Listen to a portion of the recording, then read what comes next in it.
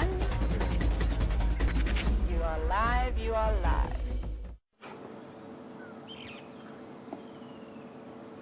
And a very large hello, everybody, and welcome to the Sunset Safari. Starting it off on a large marula hunting elephant note. Welcome for new viewers that don't know me. My name is Jamie. I have Andrew on camera with me this afternoon, and we have some sad news. Poor old Rusty is out of commission temporarily. Luckily, VM raced in on a town mission to go and rescue or get some new wheel bearings. And Opar, our wonderful mechanic, is working on the problem as we speak. So if you're lucky, you might also get to see Brent and Tebs out this afternoon. Don't forget, this is a live safari, so it's happening right here, in this particular case, on quarantine clearings. We drive throughout Djuma and Arathusa game reserves within the Sabi Sands, the greater Kruger area of South Africa. And at the moment, it is marula fruit season. And these two young bulls have been making short work of whatever nice ripe marulas they can find. It's so much fun watching the way that they operate. Double checking the marulas, making sure they get the nice ones. Hello, boy. What a wonderful... Oh, good afternoon. Are those marulas making you flatulent?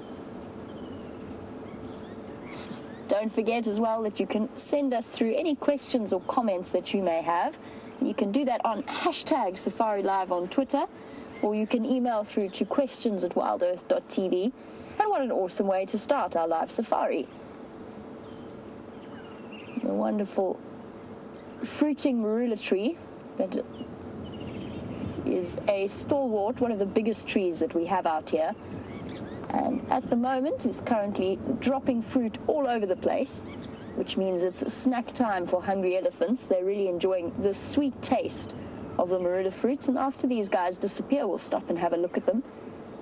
Although they've made short work, actually. When we first arrived, there were marulas all over the floor.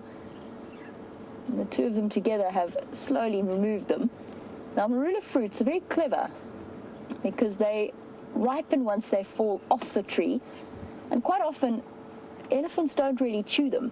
They just sort of swallow. And if you think about it, it's a great way of distributing the fruits or the seeds of the fruit to different areas around the park. And not just that, when they come out in the elephant's dung, they have ready-made fertilizer to help the young marula trees grow.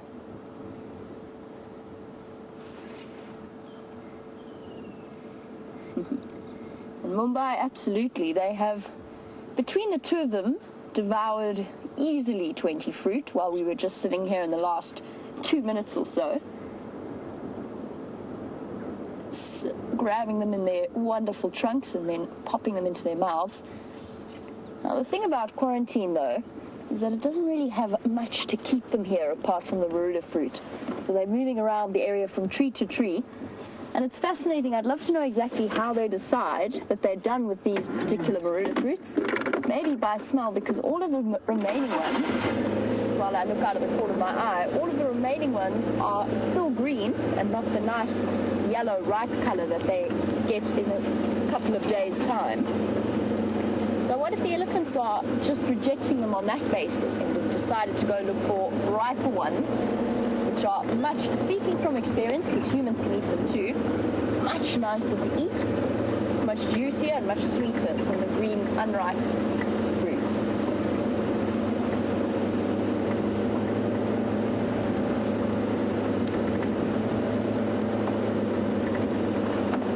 Moni, who's watching in London, I will absolutely, with pleasure, show you a marula fruit. I will, if I find a nice one, I will even eat it for you and try and describe the experience as I do. But I want to just try and catch up with those two bulls before they disappear, and we can get maybe one last view of them. Young males, one in particular that we were watching who came up nice and close to the car, he's probably only just left the safety of his herd. Luckily, he's got a buddy to keep him company in this wild world. The rest of the herd is on their way, or they might be around Gallagher Pan, actually. I think Eugene's just encountered them.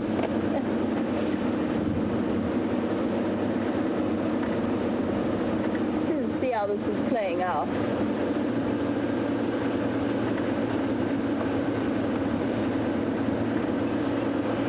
I can see Eugene. Oh, I think he's made it around the corner. So yes, Monique, with pleasure, I will have a look around. I'll find you the fruit and I'll describe it for you.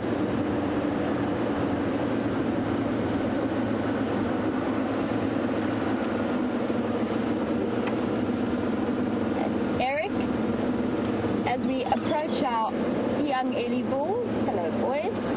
Actually, it's one of my favorite questions that Eric has asked. And Eric wants to know a little bit more about an elephant's foot. Let's see if these two boys are comfortable enough to let us get a nice view of their feet, because the elephant feet are incredible. Okay, boy. All right, boy. Yes, hello. They found their next stash of marula fruits. They're going to eat all the ripe ones, Monique, and then I'm going to have to try and eat an unripe one for you. That's disappointing. Snuffling around. So Eric wants to know a little bit about the structure of the Ellie's feet. And one constant remark that we get from the various guests that I've had over the years is how incredible the fact that a 5-ton or 6-ton, in the big bull's cases, animal can move as silently as they do through the bush. And that's largely because of these incredible feet. So elephants have a almost unique structure. They walk right on the tips of their toes. Of all 5, they have 5 toes. They're hidden in that spongy pad of the foot. And watch as the elephant lifts and then puts it down. You can see how it spreads the weight over the ground. And when I say they walk on the tips of their toes, within that foot structure, there's a thick padding of tissue and subcutaneous fat. And then above that is actually where the elephant's toes sit. And in a moment, when I have the opportunity, I'll be able to show you sort of roughly what I mean with my hands. But let's keep this view of his feet while we answer the question. In terms of toenails, they do have them. They have 4, sometimes 5 on the front, and 3, sometimes 4 on the back. I think they lose them in a natural way at times, because I have seen elephants with odd-numbered toenails. And it's just a little extra way of reinforcing the edges of the feet. Oh, don't turn away, boy. We want to look at your toenails. That's not weird at all. Come back. We want a closer examination. Strangely enough, as we drove up, Andrew actually remarked upon the fact that this little elephant has very shiny toenails, unusually shiny toenails. I don't know if it's because he spent the day in the pan, but the little edges of the toenails are a great way to reinforce the sides of the foot, especially when they're used for digging, which he might, I don't think he's going to do. There's not much for him to dig for here. But just provides an extra layer of protection. And I would say elephant toenails are constructed pretty much in the same way that human fingernails are. So just layers and layers upon layers of keratin all bunched together. I imagine, though, that I would never want to have to try and trim an elephant's toenails. I can only imagine it would be an impossible task. You can see how that trunk is working to sniff around and find the next marula. The eyesight is okay, but it's not fantastic. It's much easier to... There's some to your left, boy. To your left. Your other left.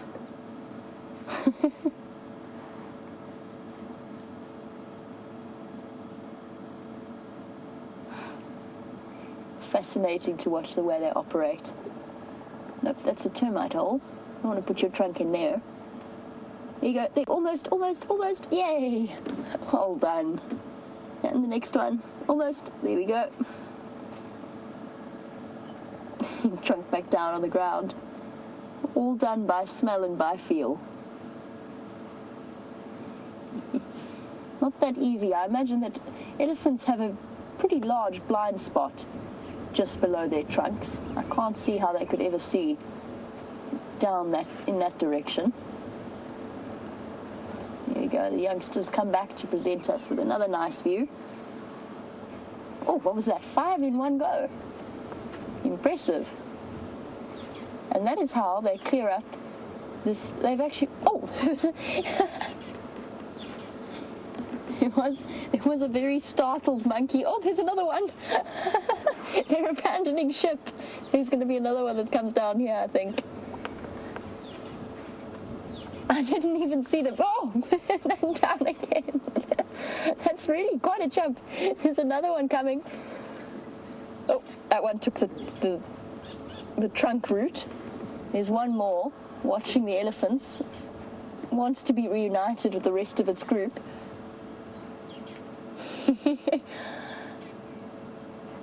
That was very funny. I didn't even realize they were up there. I did not see them at all. So busy watching the elephants' trunks and feet. I think they got quite a surprise. Well, they decided they simply couldn't stick it out any longer. Shame. There's still one up in that tree. I can't see where it went, but it hasn't come down. The rest of the family have just raced off and left it. Now trapped in a tree, guarded by 2 big male elephants. You see them there? Yes. Oh well. It's okay. These ellies are going to move off fairly soon. They've pretty much gobbled up almost all of the marula fruits that were on the ground when we first arrived here. But that monkey jumped from... That monkey jumped from there. It was one of the... It almost parachuted down. I don't know how to describe it. It had its limbs spread out like it was trying to break the fall. It was fascinating. I mean, that height is easily, I would say, it jumped from about 10 meters, which is, what is that in feet? It's about 30 feet that it just jumped and landed on the ground. We know, of course, that they're very agile animals, but it was almost like a belly flop, in a way. I mean, if you think about how tall these elephants are, you can get an idea of something of the scale of this beautiful giant marula. And this, by the way, is a female marula tree. Marula trees are what's known as dioecious. So they're either male or female. Those are on the separate trees. And Monique, there's a marula fruit for you before they gobble it all. Obviously, I can't hop out just at the moment to demonstrate what they taste like. I don't think these ellies would be very impressed with me coming to share their afternoon lunch. Now, somewhere around here as well is where Scott saw that Varro's eagle owl, and I'm going to be keeping an eye out for him at the same time. I don't think the monkeys would have been that comfortable, though, if he had been around. Oh, you don't want to share? I have seen elephants do that before. I've actually seen them take food out of another elephant's mouth. And that ellie bull went straight towards trying to put his trunk in his buddy's mouth. Breaking the marula fruit cycle with a couple of perennial plants. Fortunately for these guys, there's not many of them left, given the drought that we've experienced. And it is, I must tell you, it is now blazing hot again. We went through a bit of a cold snap. It's now 33 degrees centigrade, so 92 degrees Fahrenheit. Oh boy. Now, you finished with those marulas. You've gobbled them all now. Now I'm going to have to struggle to find one to answer Monique's question. Luckily, they're falling all the time.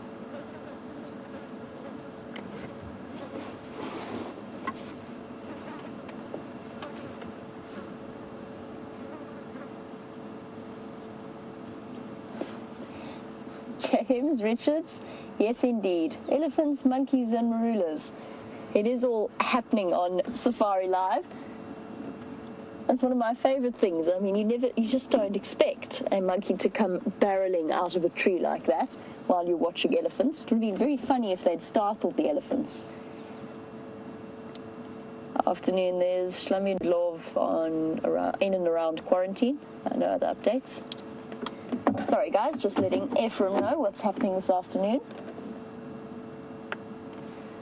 And as they wander off, it gives me a perfect opportunity to just hop out and go and find a marula fruit for Monique and actually give you a little bit of an idea of the scale of the tree. I'm just going to drive forward a little bit so I can go and stand underneath where the monkey jumped out of. I'm about, to put this scale in a bit of perspective, I'm about 5'7". Not very tall. Definitely not nearly Brent or Brian's giant size, but probably the same as James. You can get a sort of rough idea. Check for more elephants, or maybe a monkey's going to come flying out and knock me on the head. Wouldn't be that unexpected. You can just get a bit of an idea as to the scale of how far that monkey actually fell down before it landed on the ground. And it really was like a belly flop. Okay, so let's collect some interesting things.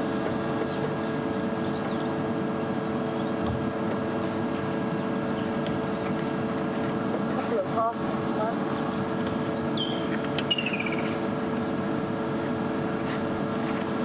Here we go. This is for Monique and the rest of you who might have been wondering about what that elephant was eating.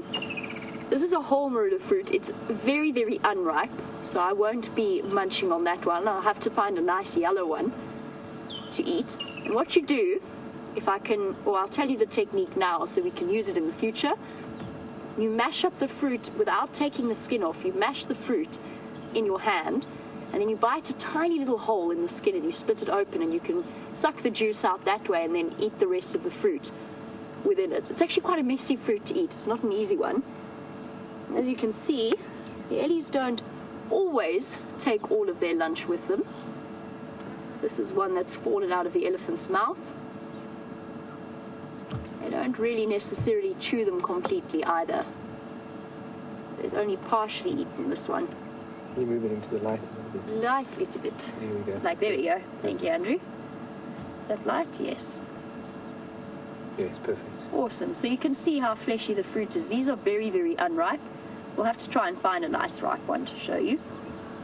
And then here, we've got some marula fruits. Oopsie. Got marula fruit that has been eaten probably by something else. And the reason I say that, and it could well be those monkeys that we were watching, they abandoned the seed and they essentially ate all of the fruit around it. And generally, elephants aren't that picky. And this, by the way, now this is old. This is a marula fruit seed. And these little holes here are from one very specialized little creature, and that's the tree squirrel.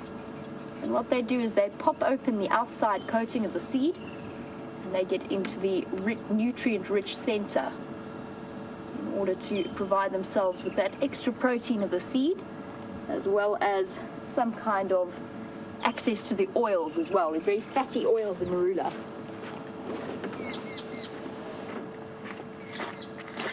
It's very common to find that, and that you'll probably find has come from a squirrel finding the marula fruit like the one I showed you that I said might have been eaten by the monkey, and then utilizing the rest of it.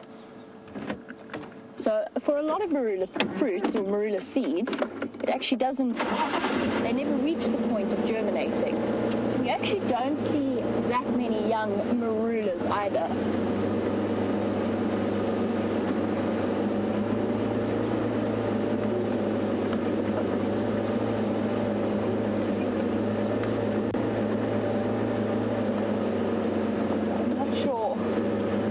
Monkey friends have gone, or indeed where our elephants, oh there they are, they're back where they were started.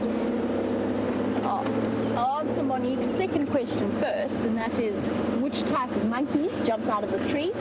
We didn't really get a good view of them, but we only have one monkey species that you're likely to see in the Sabi Sands, and that's the vervet monkey. Vervet, when I was a kid I used to call them velvet monkeys. It was just what I assumed they were. I thought they were velvet monkeys, but it's not. It's vervet monkeys. baboons. I've yet to manage to get them on a live safari. So that's the other big primate that you might see out here. And then, of course, the tiny, tiny little nocturnal bush babies, or naharpies, which means little night monkey. You might see when it starts to get a bit cooler and starts to get dark. And Monique, I agree with you. I love watching the way that those trunks operate. It is exactly like Monique described it, a hand on the end of an arm.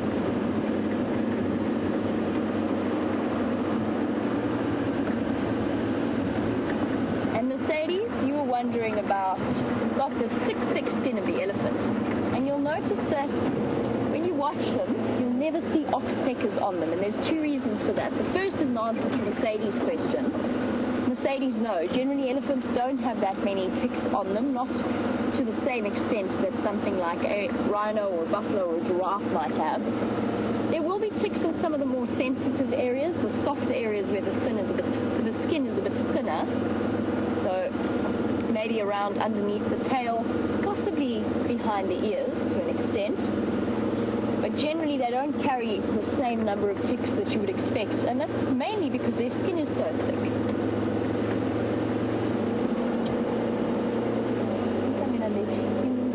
Let's see if our elephant friend decides to come to us. Follow his buddy. Just so it comes with the added advantage that Andrew and I can sit in the shade.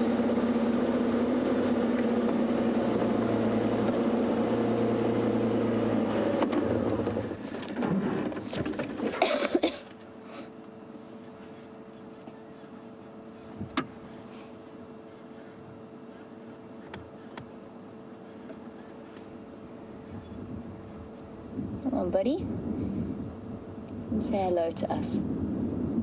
I've put myself where I think he's going to go, and always nicest approach with elephants is to let them just come to you. He stopped though, he's going to have a nice snack on, pull a branch down, and that's what I love about those trunks, that delicate work that they were doing earlier, and then exerting such power without even thinking or trying. Stripping away at the leaves now. Totally dexterous and yet so powerful. And that, by the way, ladies and gentlemen, is the same tree that snapped a branch and sent me sprawling across the road a couple of days ago. Same type of tree. So maybe it's not that hard to break. If I could do it, then an elephant can too. And Gilly, you were chatting still about Eric's question about the elephant's feet. And you said you've always imagined elephants walking on wedges. So essentially there's a cushiony bottom at the back where the heel is, and then they step forward onto their toes, or that their foot is positioned with the toes taking most of the weight in the front. And that's exactly right. You described it as a woman wearing wedge shoes. That's exactly the way it is. And you said that that's probably why they're not so good at negotiating hills, because they imagine trying to negotiate or climb a hill or hike up a mountain wearing wedges. In that respect, I love your description, by the way. I think that's perfect, and with your permission, I'm going to utilize it in future when describing elephants' feet. And in that respect, I have seen and found elephant dung on top of the most bizarre places that you would never expect them to get up to. Watching them negotiate hills and rises, an elephant can go pretty much where a person can go, short of the person having to climb. So anywhere that you could get to on your two legs, an elephant could, in theory, get to as well. I think it's just more a preference not to. Although I suppose I like your description. Maybe wearing wedged shoes is the perfect way. And just to finish up with Eric's question, to sort of, I wish I had a picture of it. Somebody did send through, one of our viewers sent through that picture of the elephant's foot in the Letaba Museum. And I'm going to try and sort of, I don't have anything. I don't have a way of demonstrating this for you properly. But I'm just going to use my hand. So essentially, this, if you imagine a circle around my hand, that's the elephant's foot. And then there's a spongy, my one hand is the spongy cushion. And then this hand here is the toes of the animal. It's sort of, they sort of rest like this with a spongy cushion underneath the heel. and then the weight taken on the digits. Now, I said that they're one of the only other animals to have this foot structure. Oh, brilliant. John, thank you. Apparently, John, you've posted a picture of the elephant's foot anatomy, which really helps because then I don't have to do this bizarre demonstration that I was attempting. But John, thank you for that. I really appreciate it. Oh, yes, and I said there were two animals, or two types of animals that have this foot structure. One is the elephant. The other is its closest relative, which is known as a dussie or a rock hyrax. Tiny little rodent-looking mammal. And it's not just their feet that they have in common with the elephants. They also have nipples between their front legs, which is quite unusual out here. It's only really the primates and the elephants that have nipples between their front legs. And then their teeth structure as well is what groups them together in their evolutionary background with elephants.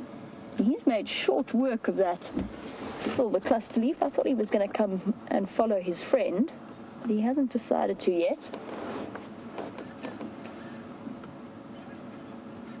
Here he comes. Hello, boy. You can come. You can come.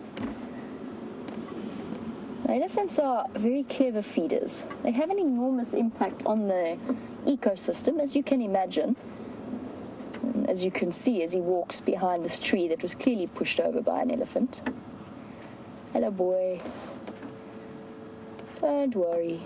Oh, you're after this one now. Yummy.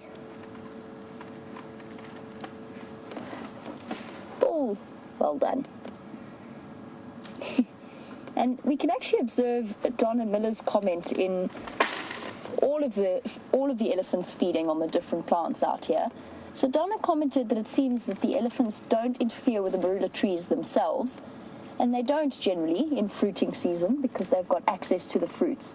That being said, at other times of the year, particularly just after the dry season, they will go and push enormous marula trees over in order to get access to the leaves on top. But for the most part, the elephants and the trees out here are in a perfect harmony balance. And elephants are as crucial as the other animals out here in terms of shaping the ecosystem. There's a very delicate balance between grass layers and tree layers. If you've got too many trees, your grass can't grow because it doesn't have sun. It doesn't get any access. It essentially gets out-competed by the trees. So having elephants around to help shape and act as bush clearers, in a way, is one of the aspects that maintains the ecosystem and the balance in the way it has been for the last however many hundreds of thousands of years. They're a crucial part of the ecosystem.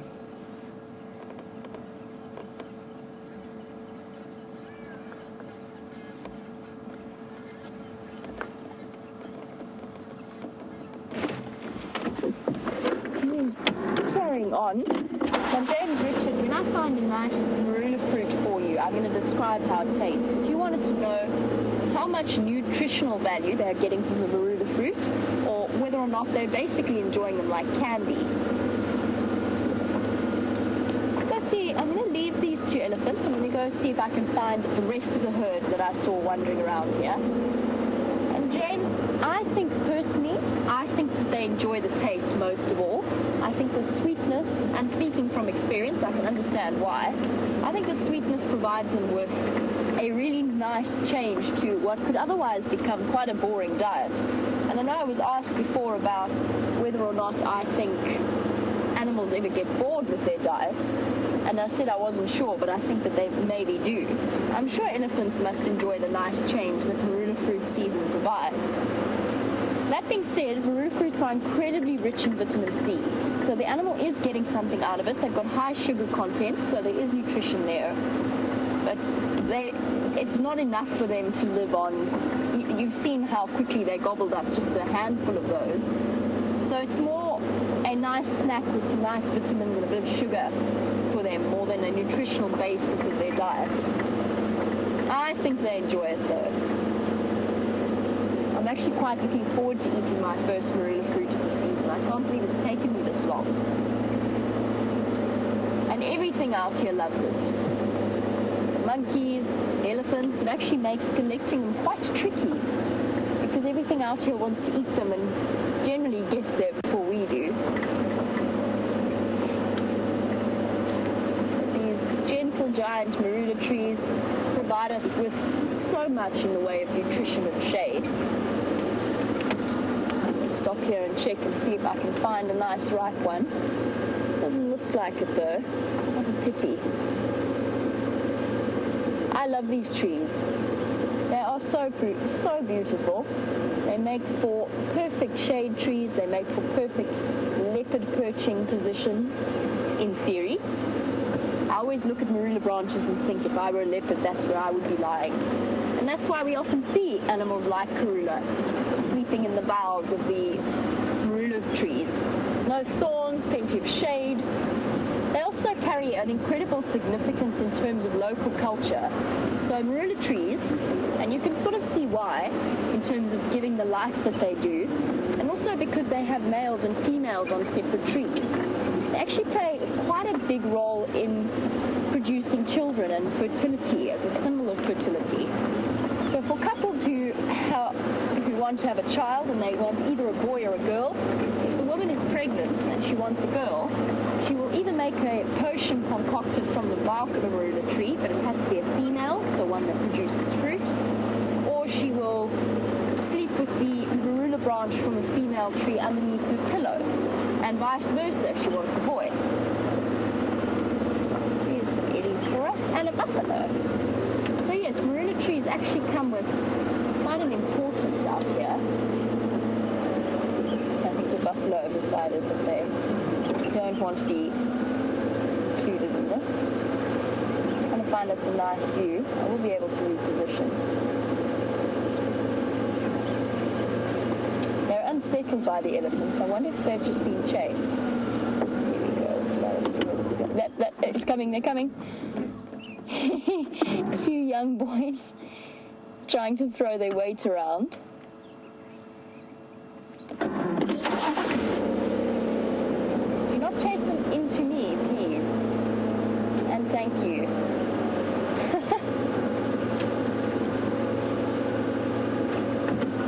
I'm going to make a nice clear path for the buffalo so they don't feel blocked in, but I don't think they feel terribly threatened by those two little pipsqueak elephants. Hey boy, you've seen it all before. Shenanigans of young male elephants. He's not impressed. That's why they looked so skittish. They were being chased by the elephants, or attempting to. Hey boy, shame. Do you want to come past here?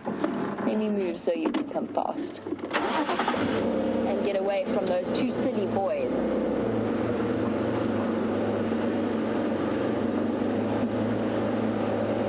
To get quite a nice view, so I'm going to go around rather than going off road where we don't really need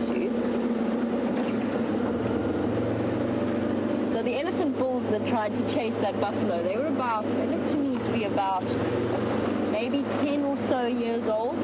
So essentially, Impalas dashing about, all happening here out near quarantine.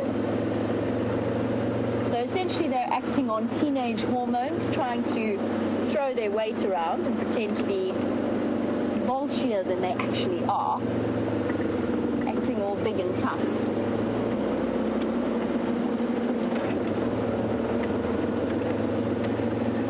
Oh, goody.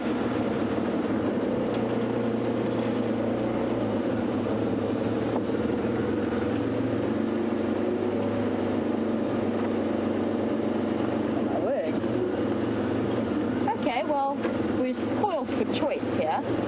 This little family of piglets is the same one we were watching yesterday.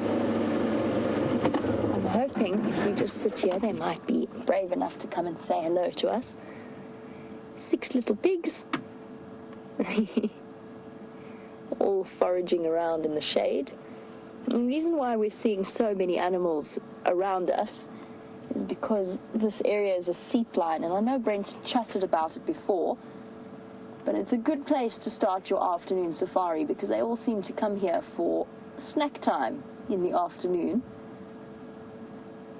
which of course is something that the predators will know as well. Come on, little piggies, don't be shy, hiding in the shade. All 6 still alive and well.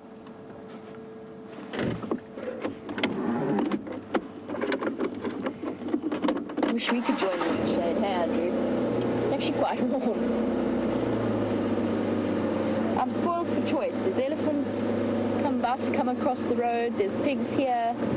There's kudu there. I'm not quite sure where I want to go. Let's go look at the eddies before they disappear. Oh, and a majestic male kudu just to complete it.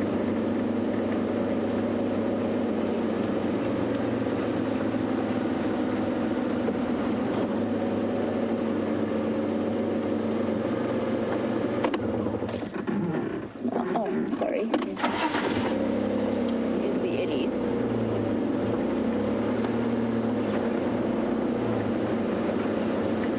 Hello, boys. We're done chasing buffalo now.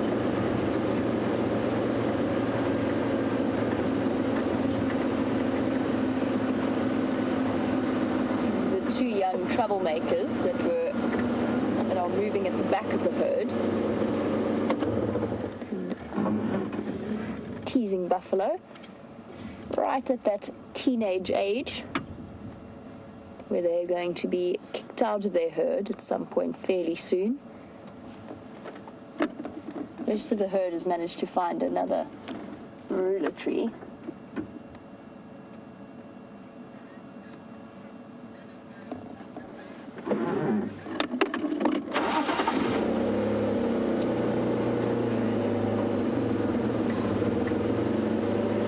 That's a very good question.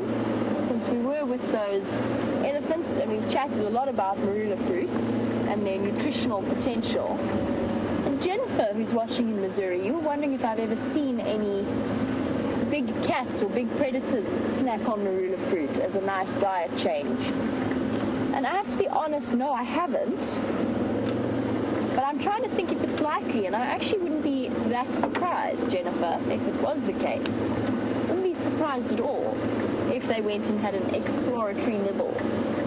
I know that that domestic cats and dogs also sometimes like fruit. Here's a very tiny baby, which is why I'm giving her plenty of space. It's a female with the snared trunk and her little youngster. Brand new baby. Yesterday or the day before apparently was the first time that we saw it. Experimenting. Look at that. Trying to imitate mom by chewing on a stick. At this age, she is far too young to be eating solid food.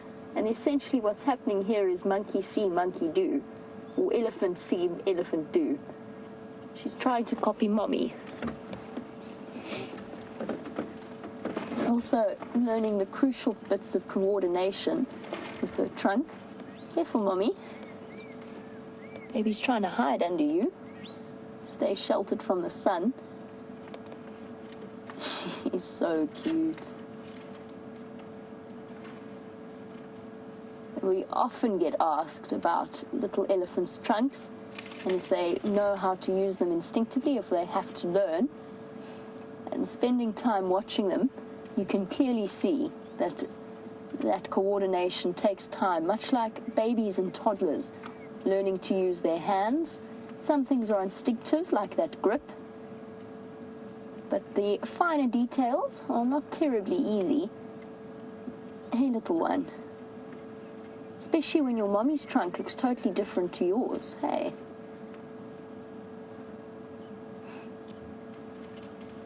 Yes, have a good sniff. And in fact, they are so uncoordinated that baby elephants are actually born with trunks that are slightly shorter in proportion to the rest of their body, so that when they run, they don't trip and fall over them, which is one of the cutest biological thoughts or biological evolutionary advantages. And they're very often suck on their trunks. It's almost like a comfort, like sucking on a thumb. Hey, tiny one.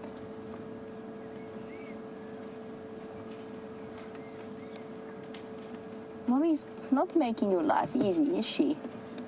It's such a thorny, stick-infested environment that she's brought you in.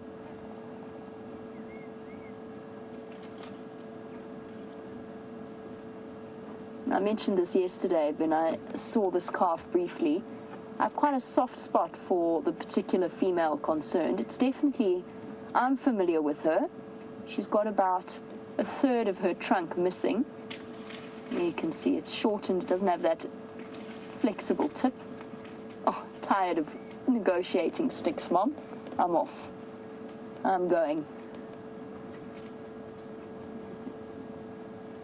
But she's still perfectly coordinated. She's got a little bit of a nick in her left ear, which is how I know it's her.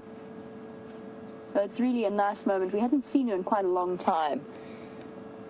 I'm very happy that she has a brand new calf to show us. She tends to be quite, I mean, not more feisty than any other elephant, but she definitely has a spirited side.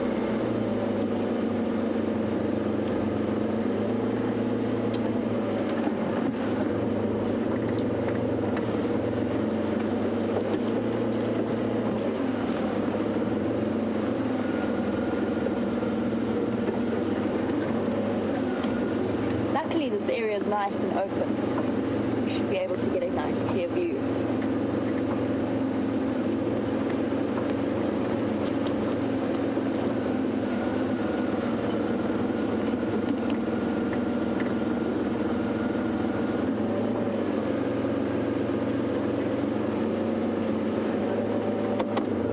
Here we go. Still nice and relaxed. The baby's still practicing trunk and eating motions.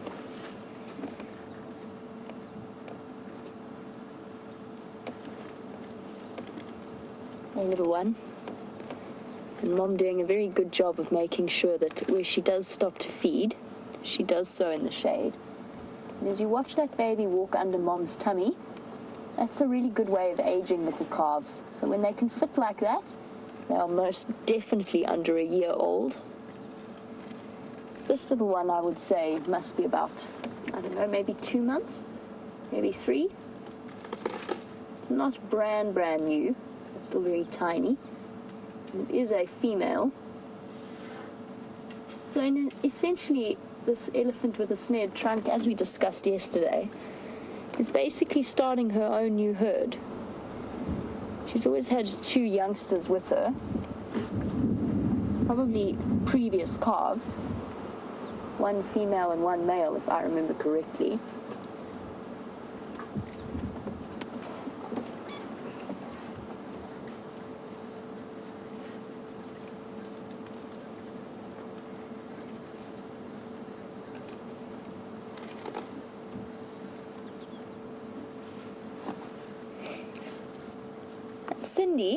Cindy is watching in Pennsylvania. Welcome to the Sunset Safari. Cindy, apparently you've watched a video of a birth of an elephant in captivity where the mother actually kicked the calf to get it breathing. And you're wondering if this ever occurs in the wild. Yes, it probably does. As to whether or not it is to get the baby breathing or whether it's to encourage it to stand up is a different story. So animals out here, their babies have to get up on their feet as quickly as possible. And you'll see it with wildebeest, you'll see it with impala. Any of the animals that give birth immediately will start to even nudge or kick their little ones to try and encourage them up on their feet as quickly as possible, because obviously there are always predators waiting in the wings, and even a brand new elephant with the protection of its mom is still vulnerable to attack. Whether or not it's to get them to breathe, I'm not sure. I wouldn't be surprised. I suppose it's like smacking a baby's bottom. Although I imagine the 2-meter drop will probably help. You know, that drop for the birth would also play a role. It's not quite 2 meters an elephant, it's about 1 meter. that the baby drops, and usually they do give birth standing up, as far as I know.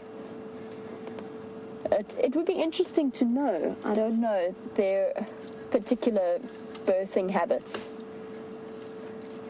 Oh, where's a good example? Not really. So essentially, those tusks that are growing out of all of the elephants we've been watching, obviously the babies aren't born with them, and they are teeth. And they start to grow, the permanent ones start to grow in at about 3 years of age. But for the little ones, they are actually born with milk tusks. Tiny little stumps that aren't always seen, actually, even from the outside of the youngsters. And Teresa, who is watching in Virginia Beach, you know about the milk tusks that fall out and get replaced by adult tusks. You're wondering if they ever get found on bushwalk. I've never found one, personally, and I don't know of anyone who has. Somehow I feel as though Brent, if anyone has, Brent has found one on bushwalk. So maybe Teresa, when he comes out, if Rusty does manage to start driving again, has her wheel put back on, then perhaps we can ask him. Somehow it feels as though Brent has found a milk tusk on a walk. I don't know why. I wouldn't be surprised. It would be very, very lucky. I'm not even sure how you'd identify it as an elephant's. I mean, we know they look like teeth, but it could easily look like a warthog tusk or something like that.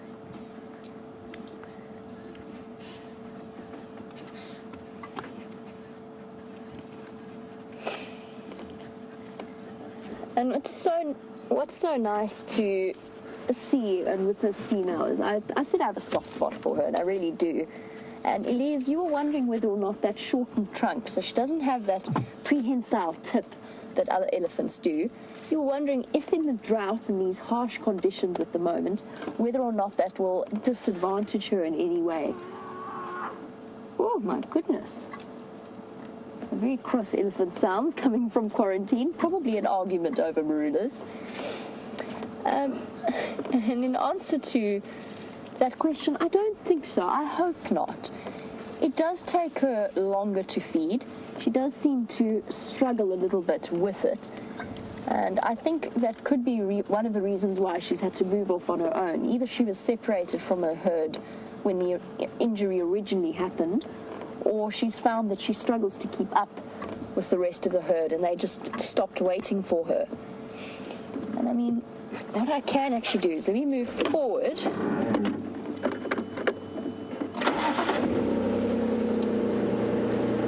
you can see her. She does just take longer when she feeds. There we go. We should be able to have a look at her trunk now. She needs a bit of extra time in wrapping her trunk around the branches.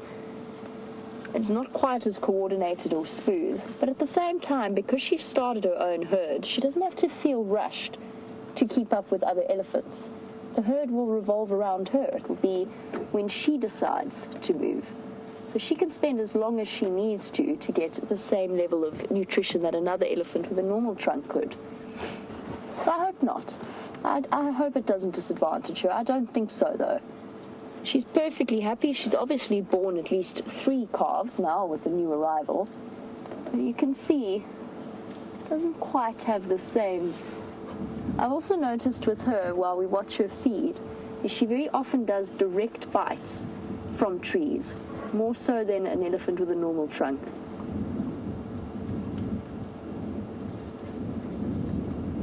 And she gets around.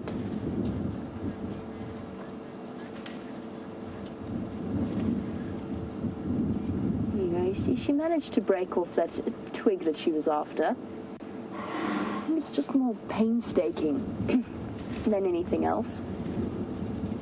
Now that call that we heard earlier, that trumpeting sound that came through, now you were wondering if that comes from an elephant's trunk or whether it comes from an elephant's mouth. And the answer is its mouth and its vocal cords, but the trunk can be used as a resonating chamber as well, particularly with the large openings. You ever seen an elephant skull? They've got some interesting shaped cavities around where the sinuses meet up and join. That does act as a resonating chamber. And quite often, oh, is it lunchtime?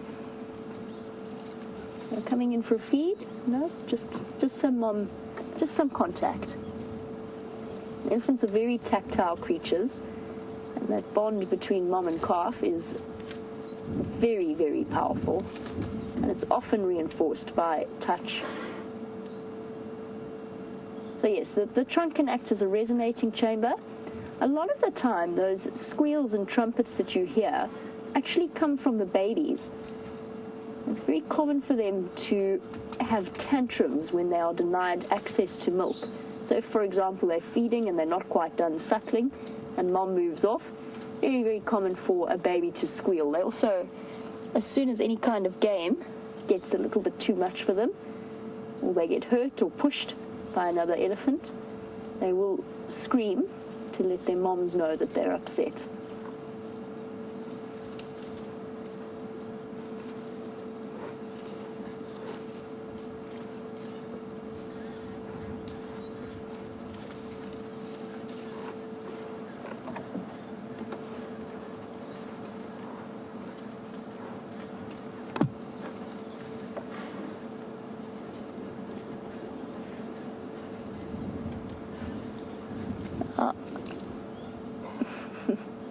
This little one's still got a long way to go in terms of using its trunk. But mom, of course, will never ever regain full use. The trunk will never grow back. Now, Brian, apparently when you were in the Sabi Sands, you saw an elephant with a short trunk like our female. And apparently the guides that were with you speculated that she might have been kicked out of the herd. And you were wondering if the same thing might have happened to this female that we've been watching. And Brian, I'm not sure. It's hard to speculate.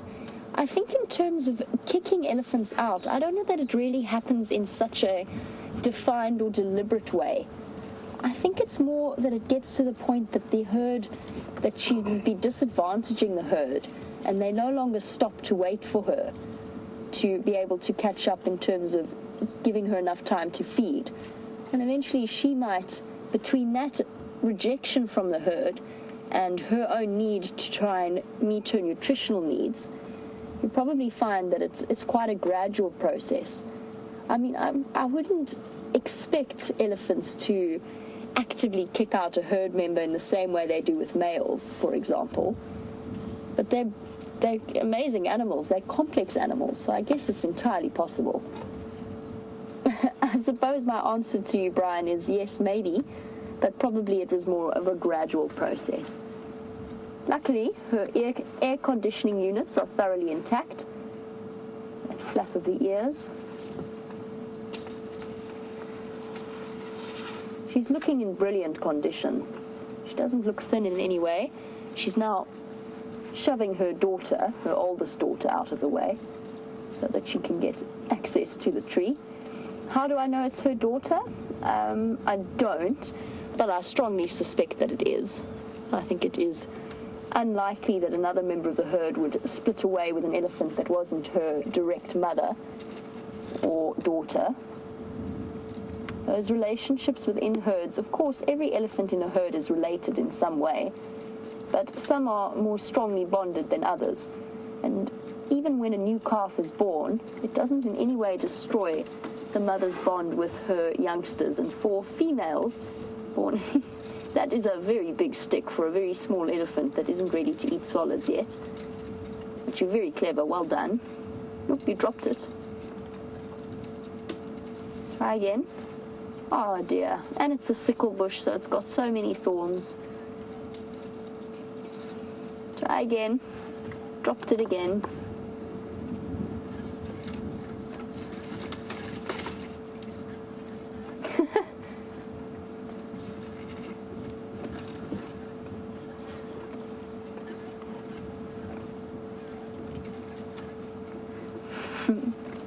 You really are quite set on trying to put that branch in your mouth, aren't you, little one?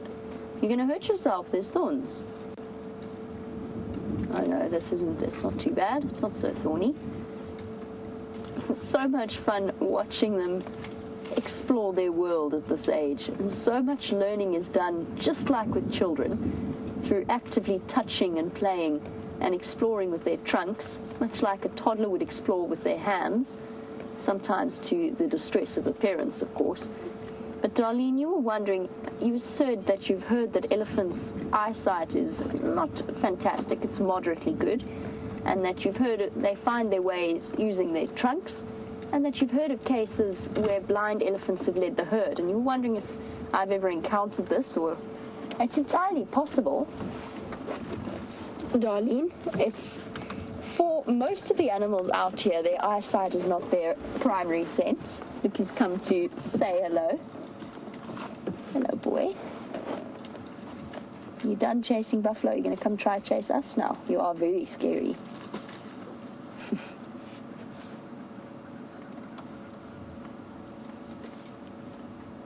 Even at a young age, there's still such a depth to them and the way that they operate. And as we watch that wonderful trunk at work, Darlene, as I said, most animals out here, their sight is not their primary sense. So a combination of smelling, feeling with their trunks, and hearing would be more than sufficient, I would say, to build up a picture of the world around them.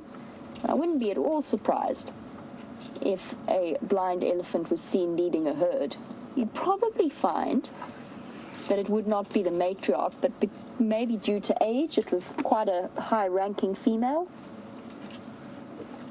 Bit of a leg swing. And that quite often what happens is either the second or the third of command, one of the older females will lead a herd, and the matriarch will remain behind and move at the back, forming something similar to a rear guard. And we chatted a lot about it with that amazing black mamba sighting, and the way that they essentially see their world through smell. And the animals out here, it's quite a similar situation, not quite as pronounced, obviously, but they do have incredible senses of smell and touch.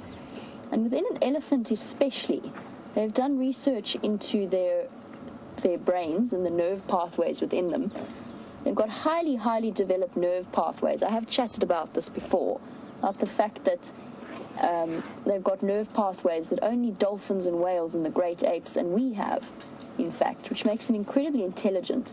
Most of that is centered around emotional and social development, but part of that is also to do with proprioception of the world around them. So essentially, their sense of three-dimensional space and how they fit into it. In that respect, they're probably the best at it out of any of the animals out here. And apparently they also have self-image recognition. So if they see themselves in a mirror, they're able to work out that it is themselves that they're looking at, which is also very rare. Something that's limited to apes and to dolphins, as far as I know.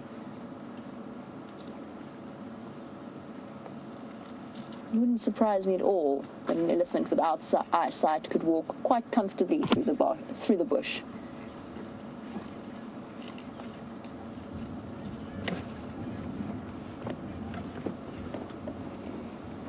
We've got another one of the young boys. It was these terrible twos, or this terrible twosome, that chased the buffalo earlier. You little rascals. You're causing trouble. Well, they're still very young. I'm trying to work out how they fit into this whole dynamic, because our shortened trunk female has always been accompanied by two youngsters. I think the youngster on the right is her other calf that's always with her, and I think they've been joined by two young males that have only just been kicked out of their herd, and they've been keeping them company. But I'm fairly certain this little one coming up here is the female's young male calf. He looks about, at a guess, 4 or 5 years old, which should be about right for being the older sibling of the brand new calf. Now, one thing we get to see a lot of is, because we get to spend so much time with breeding herds of elephants, we've very often seen calves fast asleep and often lying on the ground. But Monique, you were wondering whether or not the adults ever sleep, and if they do they do it lying down? The answer is yes, they sleep, and they actually sleep. I've encountered 1 or 2 elephants that have been absolutely passed out. It's usually for quite a short period of time, I would say shorter than the calves, but they do lie, and they can lie down. Even full-grown elephants I've seen lie down flat, completely flat out on the ground, and go to sleep for a while and then get up. They can't lie there indefinitely. Obviously, it puts pressure on their internal organs. When you're that heavy, you've got to be careful of how you position yourself. And quite often what they like to do is either lean against a tree or a termite mound or a sandbank, something that just makes getting up a little bit easier, because if you watch them get up, it's quite a laborious process. They sort of have to rock their body weight. And they will sleep, but for slightly shorter periods of time than the little calves do. And in fact, I wouldn't be at all surprised if at some point fairly soon our little calf decides to... Sorry, I'm trying to look and see. That's another male approaching right at the back.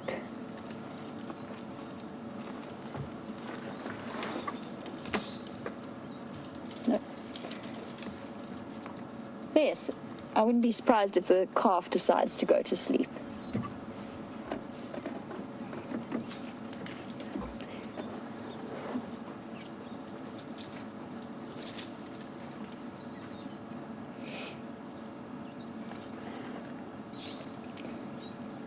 I mentioned earlier that, luckily for our shortened trunk female, her air conditioning units are still perfectly functioning.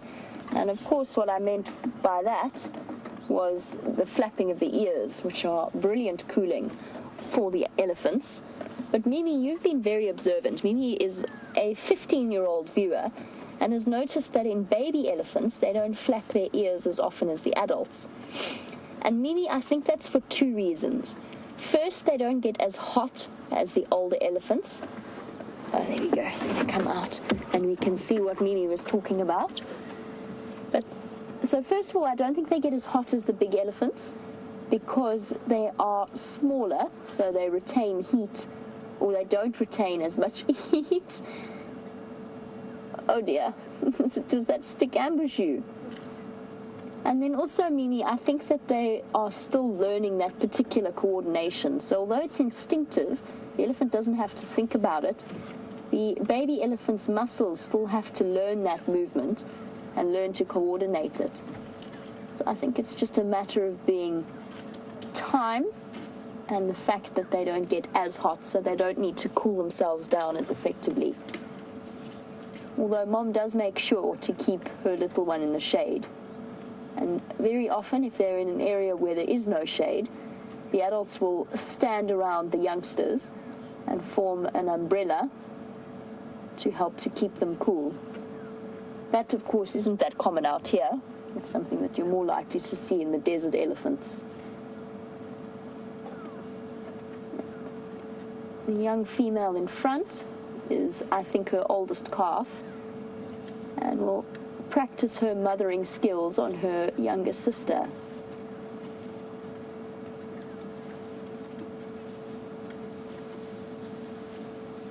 Although she will be practicing her mothering skills, as I said, it doesn't always get to the point that the calf or the mother's previous calf is that impressed with the arrival of a youngster. And Pam Shirley, you were wondering if hey, look who's coming to say hello to us. Sorry, the warthogs have just moved right behind the car. I'll wait for them. I think they're going to come to us. But Pam Shirley, you were wondering if a previous calf will ever suckle at the same time as a new calf. And the answer is no. The mother won't let it. So once that new calf is born, you'll find that even if the youngster hasn't been weaned, she will then wean it and only allow her new baby to suckle. But for the most part, the interval, especially with the 2-year gestation period, for the most part, the interval between elephant calves means that they can, or that they are already weaned by the time the next one is born. Since they have moved off, I'll take this opportunity to show you the warthogs. Just have to reposition slightly.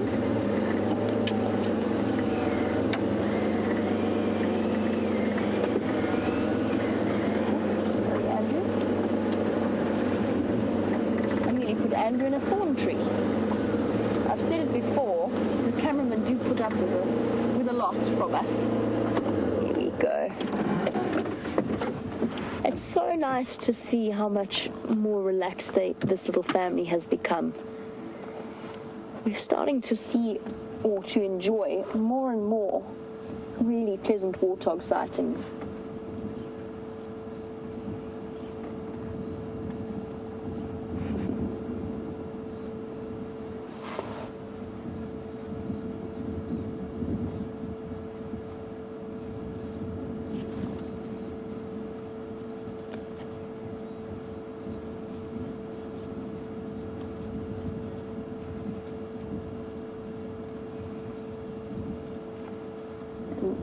Brian, who is watching from Toronto in the middle of winter, it's an absolute pleasure.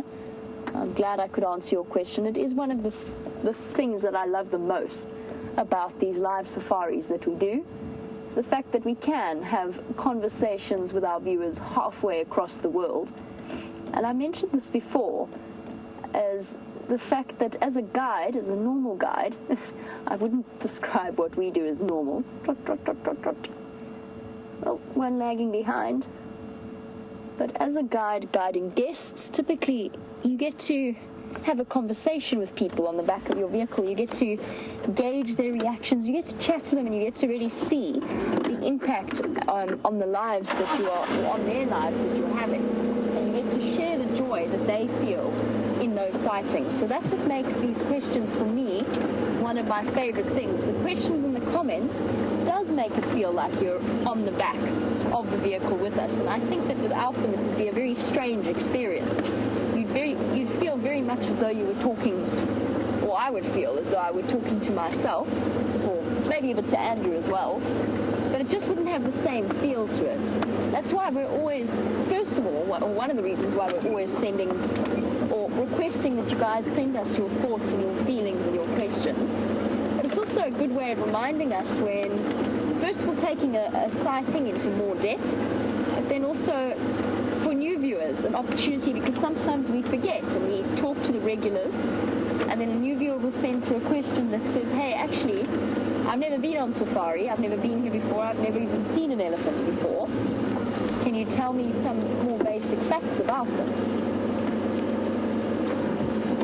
Andrew's just going to do a quick screen clean because the dust is building this afternoon. Well done, Andrew.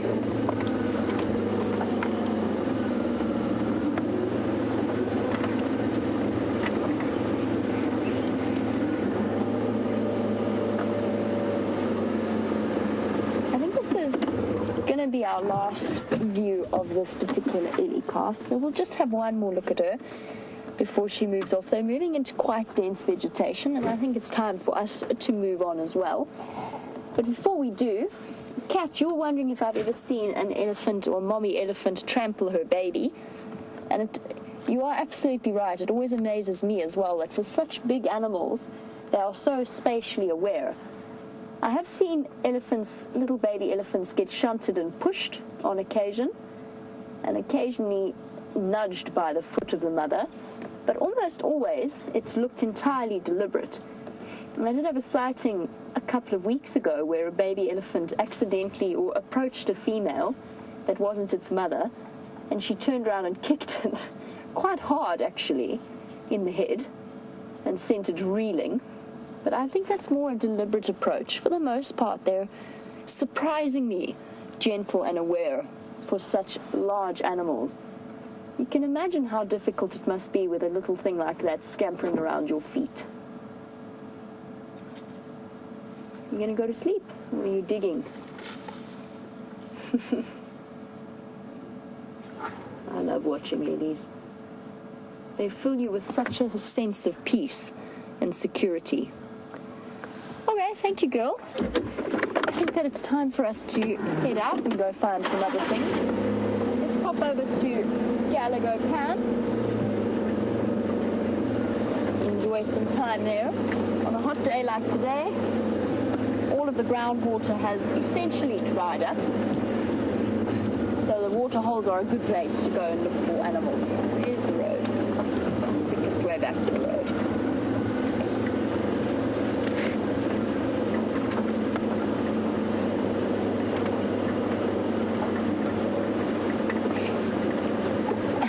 Now, of course, you will have noticed that you have spent an inordinate amount of time on the back of this particular vehicle. And both David and Gaia, you were wondering where Brent and Scott are. I'd like to say they're out taking it easy. It is actually, Brent's going to be out shortly, I hope. I'm not quite sure what the progress has been. To fill you in on essentially what happens, Rusty's wheel nearly fell off. We caught the problem just in time.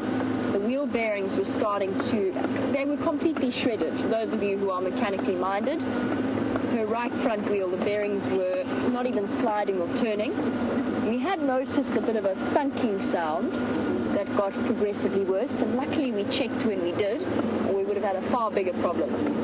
So VM rushed out to drive to Hoedspruit, get us the spare parts, and Opa, our wondrous mechanic, is working on it as we speak. Now, you could be, in all likelihood, you should be seeing Brent out and about at some point. As to when that point may be, not entirely sure.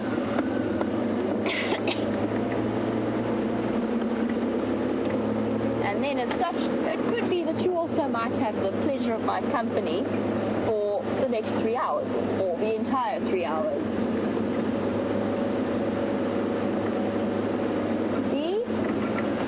Dee is also watching in Canada, like Brian, but in Ontario, and Dee would like to know, Stephen would like to know if there are any giraffe near us. Not that I've seen, but you never know. There have been giraffe around the seapline area quite a few days in a row, so I'll keep an eye out for them, Stephen. See if I can spot them. When was the last time? I think I saw a giraffe yesterday at some point. They are around. And what's actually been nice is we've seen more giraffe than I remember seeing when I first started working here about 7 months ago.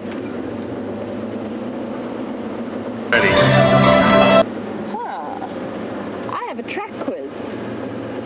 I have a very interesting track quiz. I just have to position us so that we can see it. Oh, and I'll be so impressed if you guys get this right. And I have to find it again. Hold on. There's a bush right in my way. Andrew, these tracks too close for us.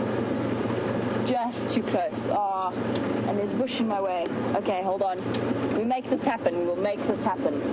We will try not to smash Jigga while we do, though. The last thing we need.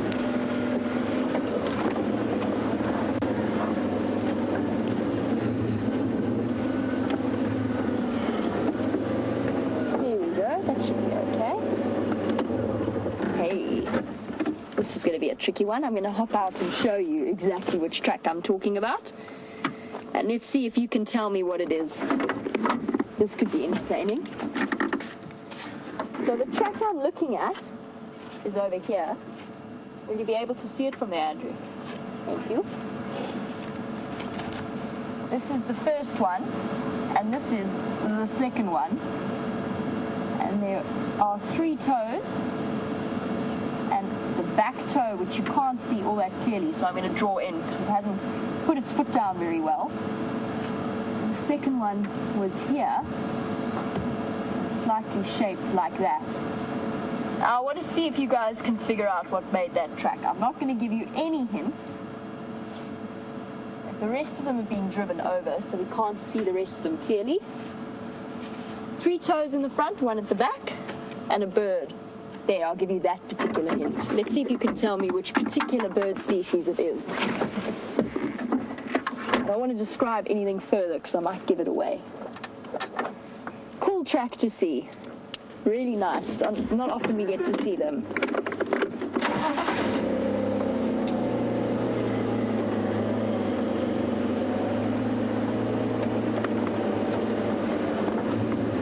Probably take Jigga out of low range.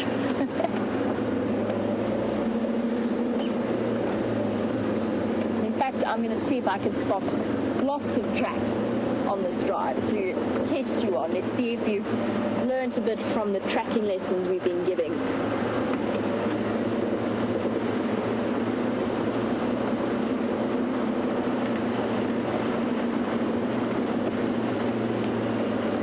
So this morning, Scott and Brent apparently had an amazing sighting with Karula, who then crossed into Buffels Hook from somewhere around this area. That being said, Karula changes her mind all the time, so although she's crossed out of her Traverse area, it wouldn't come as a surprise to me at all if she decided to return across here. But one thing I do really want to do this afternoon, I'm going to wait another hour or so, is to go and check on the hyena den. I start to get withdrawal symptoms if I don't go there at least once every 3 days. I get very curious as to what's been happening in my absence.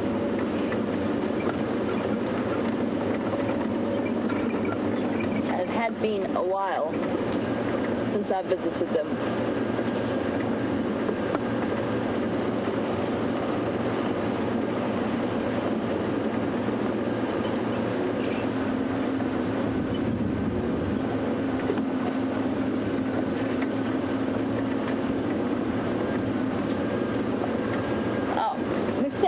Who's obviously been watching our show, and sometimes you get a bit of a behind-the-scene glimpse into the way that game reserves are run. Mercedes has noticed a lot of, or some electrical wiring in certain areas on the reserve, and was wondering if there's ever situations where animals run into them and hurt themselves or get trapped in any way. First, I want to start with the first one. The first one is electricity poles that obviously are too high up for the animals to run into, but we very often get asked if elephants don't push the poles over and maybe electrocute themselves. And it's actually fascinating. The elephants seem to know, for the most part, there are limited exceptions, but they must pick up on on some kind of either the noise of the electricity or the vibrations or something that they know to avoid those electricity poles.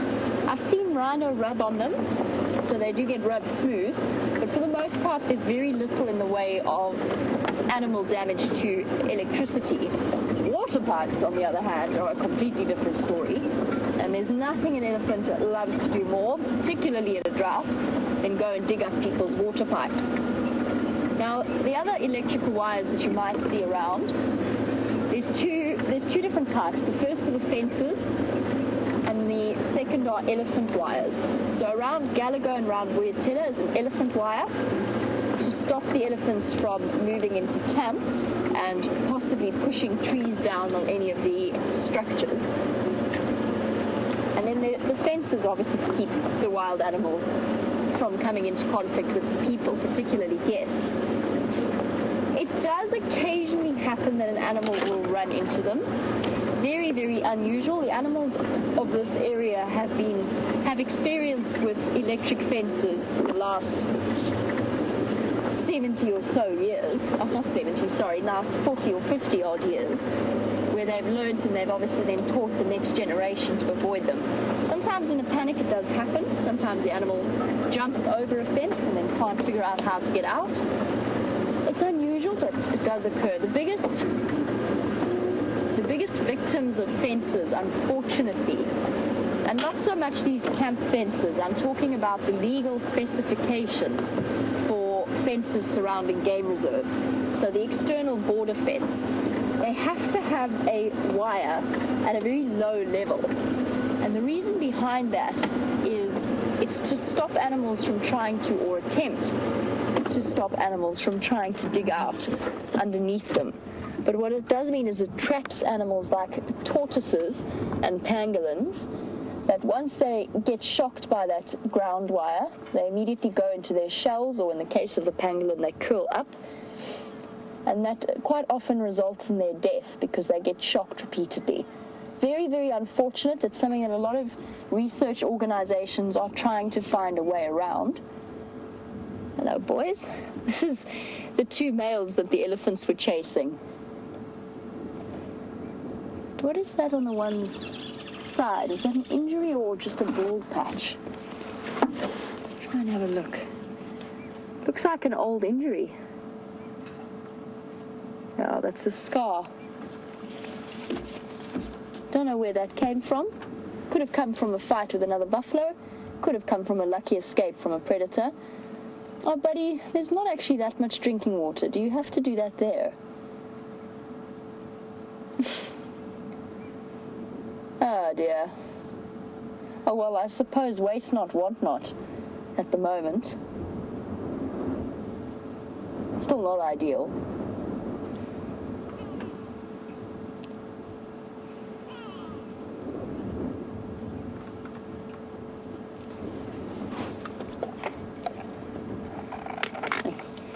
And well done.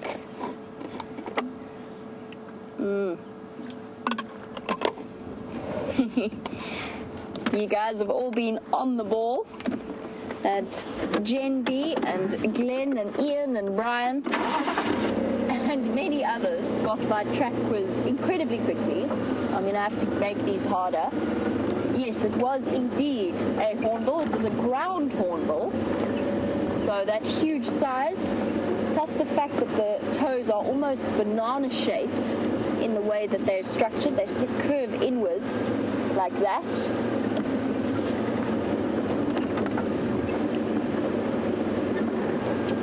And for those of you who thought that it was an ostrich, it's not an ostrich. I know that lots of you suggested that it was.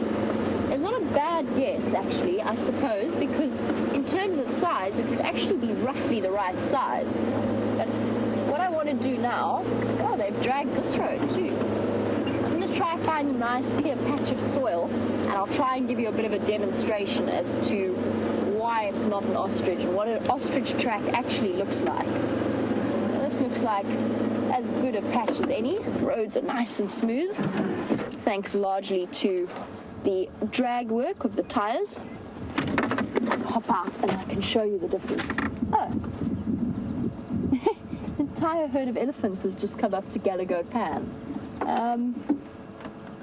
Okay, I'll draw this quickly and then we can go look at the elephants drinking. We have spent a good hour with elephants. So the track that I was showing you essentially looks like this. One toe at the back. This is not the best drawing implement. And then 3 toes like this. 2 of them are almost joined. And the next one sits like this. And when I say almost joined, they're actually partially fused at the base. That makes the hornbills zygodactyls. An ostrich has only got 2 toes. So let's draw what an ostrich track would look like. An ostrich track actually looks a bit like this.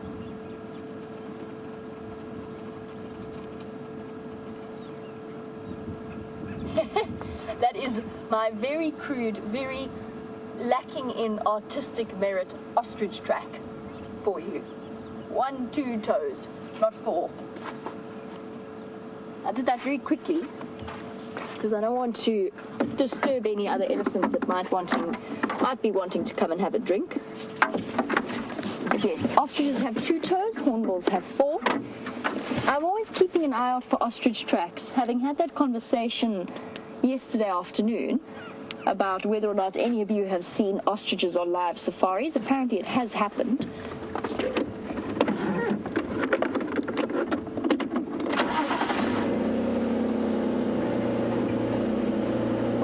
I know that if all else fails, I can go into art. Pretty sure I'd be a fantastic artist. In actual fact, when I was at school, the art teacher very kindly suggested that maybe art was not in my future. Luckily, I was not suffering under any delusions at the time. I was well aware of my lack of artistic merit. Although I think I give James a run for his money.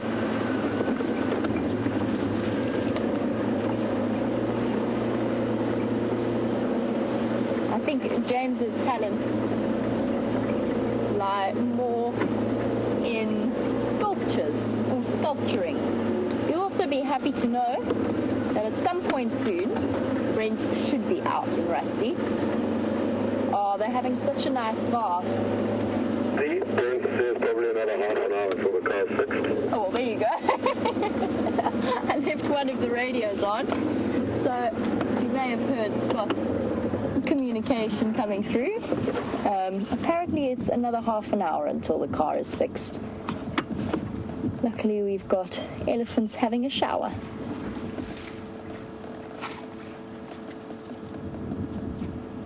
This would be a very appealing thought if I hadn't just seen the buffalo urinate in that water.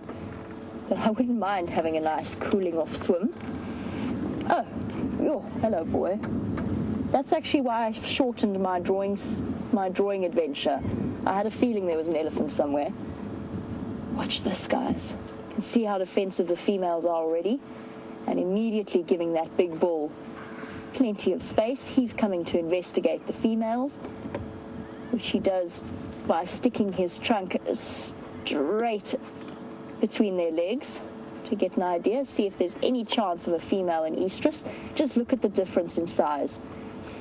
You can see why females immediately give way to these large bulls. And he is a nice, impressive male. Beautiful big tusks. Everybody's sniffing him now.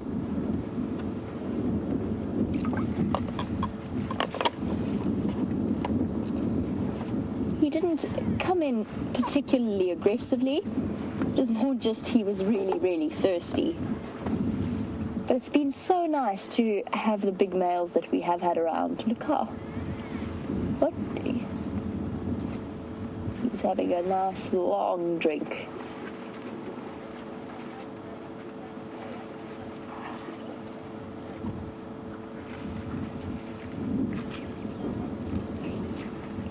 And that's wonderful news. Apparently, Mrs. Sizemore's class is watching the sighting that's happening right here, live.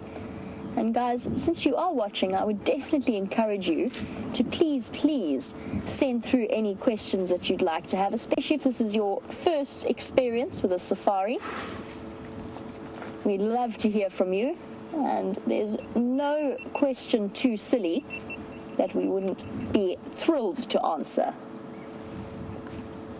And if you heard that beeping, I'll explain it to you in a moment. But for now, this waterhole sighting is too incredible.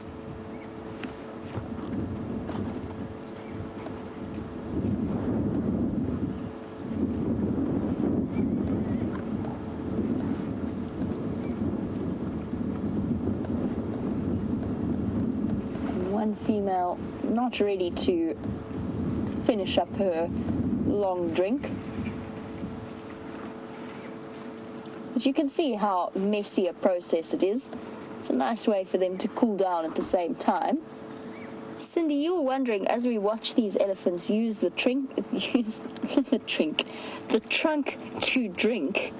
Here we go. Managed it eventually. They pull up the water through their trunk and then use it to transfer into their mouths. You were wondering whether or not the female with the shortened trunk would be able to drink with her short trunk, or use it to drink. And yes, she can. I have seen her drink with it. She's absolutely fine with it. Whoops. Got startled by the buffalo. One male tried to come in. You can see how alert the female was there. The elephants are quite skittish, actually. The young male, that's the young male we were watching on quarantine, by the way, on the right. And you can see how he's brought up his approach to the water short at the sight of that huge male. Very tentatively approaching. Ready to turn tail at any moment if that bigger bull decides to see him off. But elephants, for the most part, are fairly peaceful. We're not... Oh, I might be wrong. The big bull. Shame, buddy. Let the little guy drink.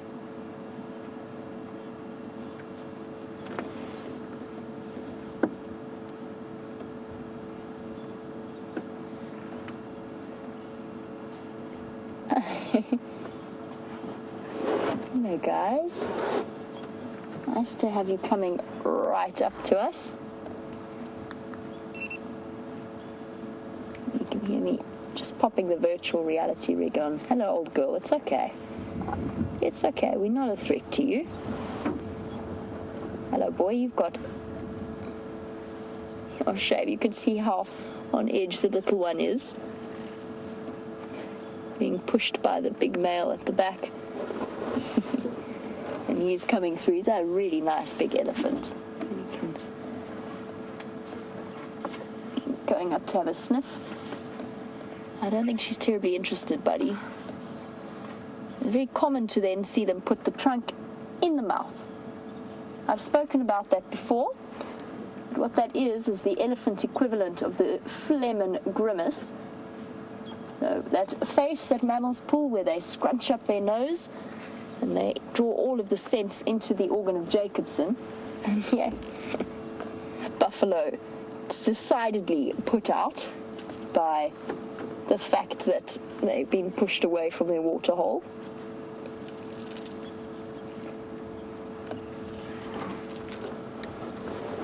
And now that the big bull is gone, the young male is able to go and have his bath or shower. And my apologies, there was a bit of a typo in the message from the class. It is apparently Mrs. Pathmore's class, not Mrs. Sizemore. So there we go, we correct that. If Mrs. Pathmore's class would like to send through questions, he now looks like he's wearing some kind of mask with that wet patch around his eye. Hello, boy. Are you going to go take your frustrations out on the buffalo now?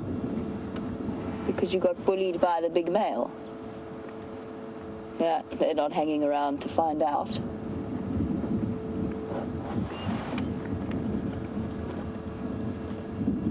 It does happen that elephants charge buffalo. They do get frustrated and they like to take their frustrations out. Shame. And that poor buffalo's thin as it is.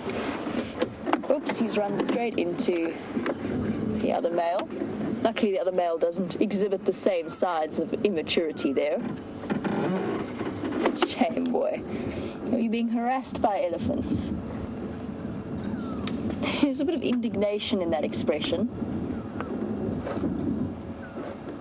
The rest of the buffalo settling down a bit. I think they're probably going to make their way back towards the pan.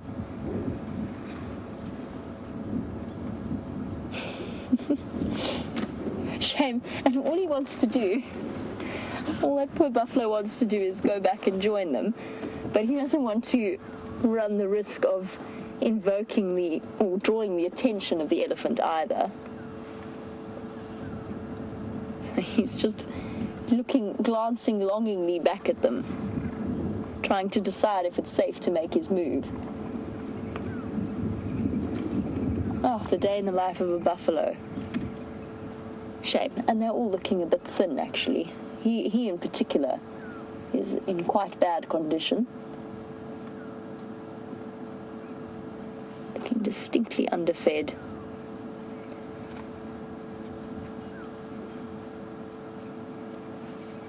Shame, boy. There goes that elephant, straight to where I was drawing the picture of the hornbill tracks.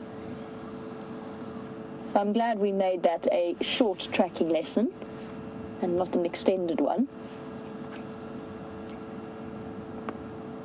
Awesome. This is why the water holes are a good place to be at this time of day.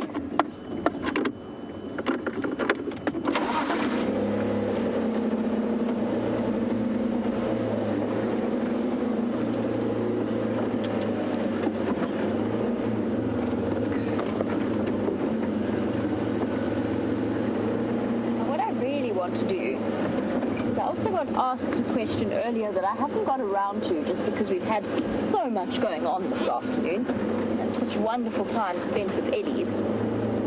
But one thing I really want to do is I was asked by, I think it was Darlene, I hope you're still watching, as to whether or not you wanted to know a bit about flowers and whether or not we get orchids in the Sabi Sands, and you would love to see a leopard orchid.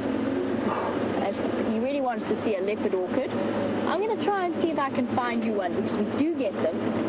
I know that there was a very humorous moment where James tried to climb up to pluck a piece in order to check up on that old legend that a leopard orchid could help to end bachelorhood, I think is probably a good way of putting it. I think we encountered an elephant roadblock. As we can see, there's an ellie standing right up close to the road. It's our young male again, but I don't want to stress him out in any way. He's already feeling a bit pressurized because of the presence of the big male, but what's interesting is that he's immediately started following that big male, and it's very common to find young bulls associating with older male groups if they can, just to spend a bit of time, and they will probably, given the way and the complexity of that. And now? What are you shaking your head at? Oh, the buffalo again. Gonna go charge that buffalo. Don't you come and chase me now. No. Good boy.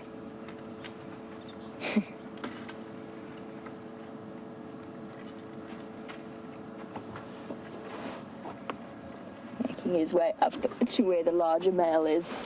Grumpy.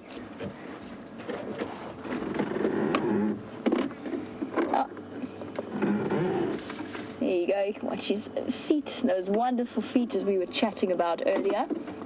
And Julia, who's watching in Houston, and actually you raised a point that I meant to touch on, that I then completely forgot about while we were watching that interaction with the buffalo. I think I'm just going to go around this way. It's much of a muchness, really, and it gives the ellies plenty of time to move off. So Julia has raised the incredible sighting where a female elephant speared a buffalo and went on what looks like from the video, but it's very difficult because you don't have any context to it. It sort of looks like a completely unprovoked attack. Julia, I have seen it, and it's not unheard of for elephants to go and do something like that. There's recorded cases. I've seen elephants chase Impala before. Sometimes they get startled by the animal. I've heard of elephants killing rhino as well. So it does happen.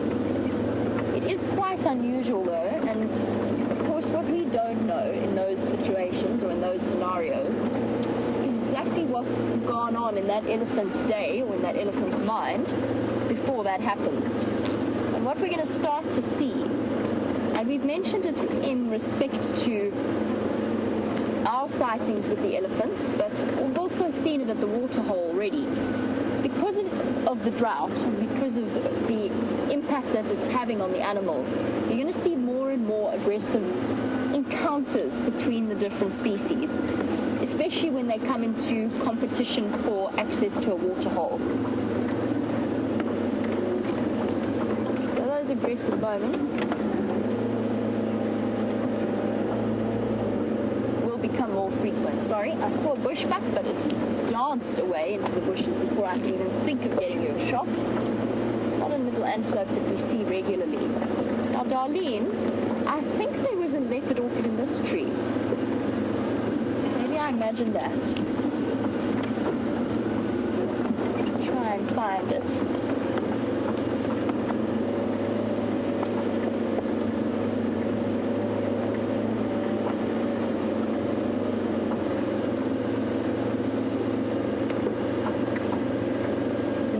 Sorry, Darlene, I was wrong. I don't think there is a leopard orchid in that tree, but I'll definitely find you one this afternoon. Now, I mentioned that I saw a bushbuck. Ah, thank you. Now, I just need to clap. Yeah. Thanks, Andrew. Sorry. No, it's all good. I completely forgot it was recording. So what I'm doing now, this might look completely bizarre, is some of you will know that we've been playing with this virtual reality rig, this ball of GoPros. Hey, can you turn off now? This is why I shouldn't be in charge of anything. Don't do a very... No, okay. Turn off. Okay, there we go. Sorted. So what we did there was I had turned on the virtual reality rig when we had the elephant herd walking across in front of us. Now the reason I stopped and turned off and clapped is because it's a way of syncing up all of the different videos from the 7 GoPros. So the 7 different pictures that they've recorded obviously all have to have a way of syncing up. So clapping and a nice sort of thick clap sound rather than just a click or something like that creates a nice spike in the sound waves. Don't I sound like I know what I'm talking about? I've got no idea. But yes, apparently that helps to sync. So that is what I was doing. Right. Now let's go back to talking about things that I actually know about. Thanks, Andrew. I'm sorry, I completely forgot. Ashley, who's watching in a freezing England, apparently. And Ashley, I know exactly what you mean. My brother's living in Scotland at the moment. He says he's absolutely dying of cold. Ashley, you were saying that you haven't seen a bushbuck yet on these live drives, and you were wondering if it's a rare sighting and why that might be. It's because Scott keeps collecting them in his shower. No, sorry, that was just an inside joke about Scott and his bushbuck encounter, where one of the males tried to move into his outside shower, and he encountered him in the middle, well, about 9 o'clock at night. There's a video up that you could watch. You can have a look for it on Facebook if you want to. I'm sure some of the viewers, if you've spotted it, you'd like to share Scott's video of his bushbuck encounter, you can. Very, very entertaining.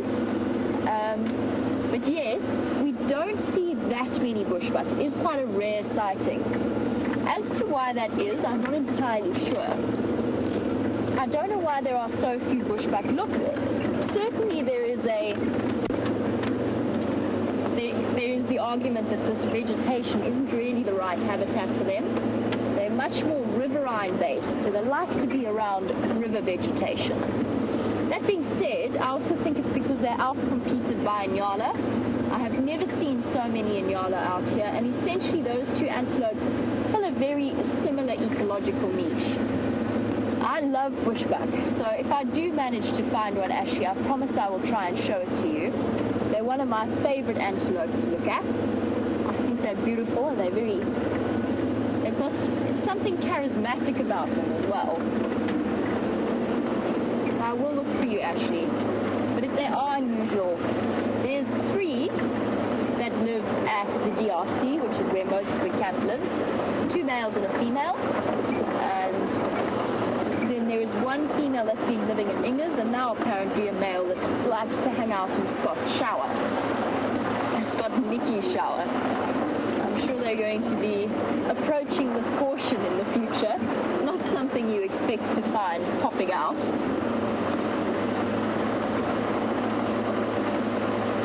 Some crazy moments over the last few days.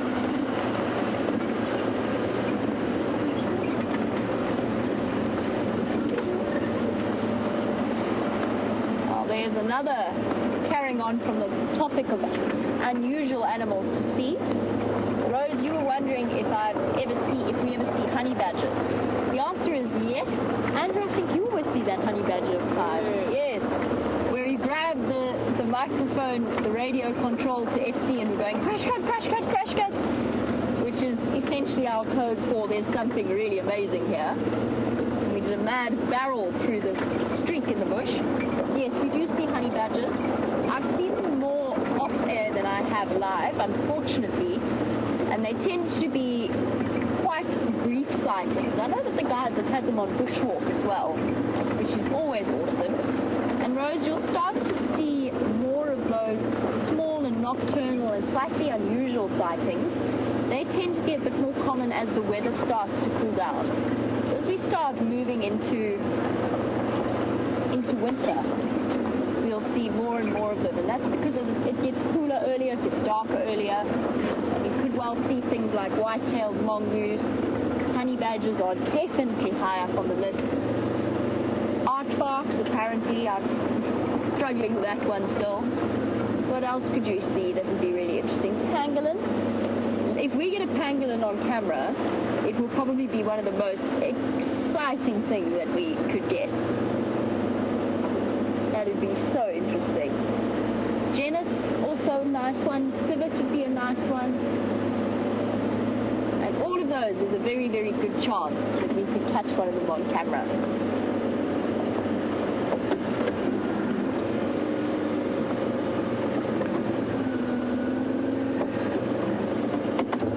Hello, little Duiker. You're being very accommodating. Usually the Duiker's disappeared off into the bushes by now. She seems to be nice and relaxed.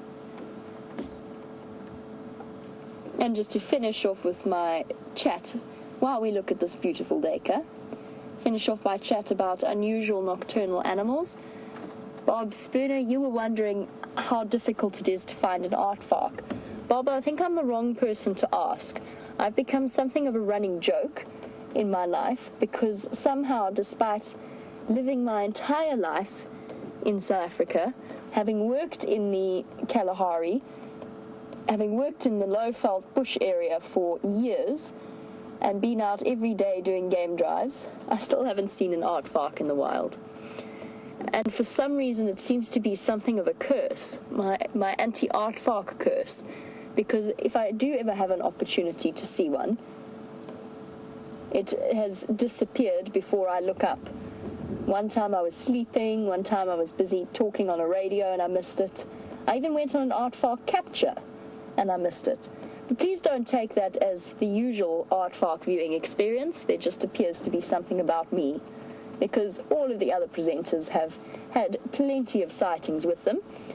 As I said, more likely to see them in winter, and they tend to be quite skittish. Bye-bye, Duiker. Thank you for being so obliging. But you never know. We know that there are aardvarks here. We have discovered their tunnels. I have personally discovered their old burrow networks. One time where I accidentally was following Tingana and I disappeared into the ground.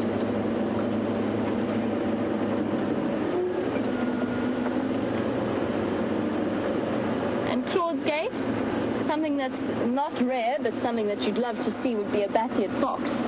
I think it would be a very confused looking bat-eared fox if it had found its way to the Sabi Sands, but you never know when Safari Live has got feeds coming from all over Africa, and we are coming to you live from the Kalahari. Then you'll see lots and lots of bat-eared foxes. So obviously, for those of you unfamiliar, bat-eared foxes are a very specially evolved little canid, so part of the canine family. Is that right?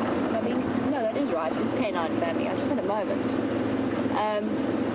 And they have enormous ears. That's why they're called bat-eared foxes. They're tiny. They're about this big. Very, very fluffy. And I actually have a book. I didn't think I had my book, but I do have it.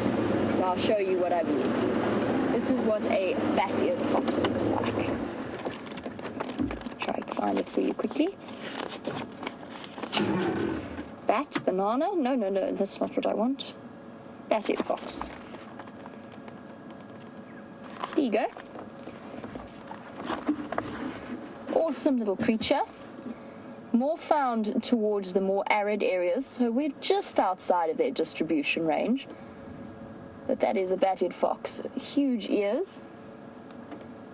And there's the distribution. So we are in this white patch. The brown patch is their distribution range. Most of Namibia, Botswana, a bit of Zimbabwe, and then quite a bit of the northern part of South Africa. They are insectivores, so they go out catching things like termites. They live in little family groups, and they're awesome. They are so much fun. They play, when you drive along the Kalahari roads at night, they play chicken with you, and they run forward a little bit, and they stop and look, and the whole family stops and looks, and then you turn your lights off, and they run a bit more, and then they stop and look. They're so cute. They really are adorable.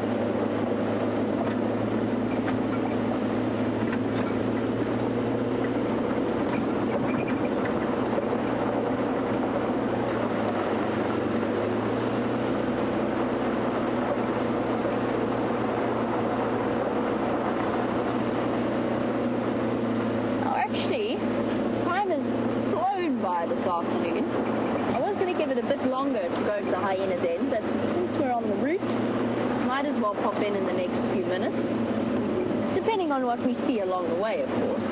I thought I'd come up and check the Buffelshoek boundary just in case Gorilla does decide to make an appearance again.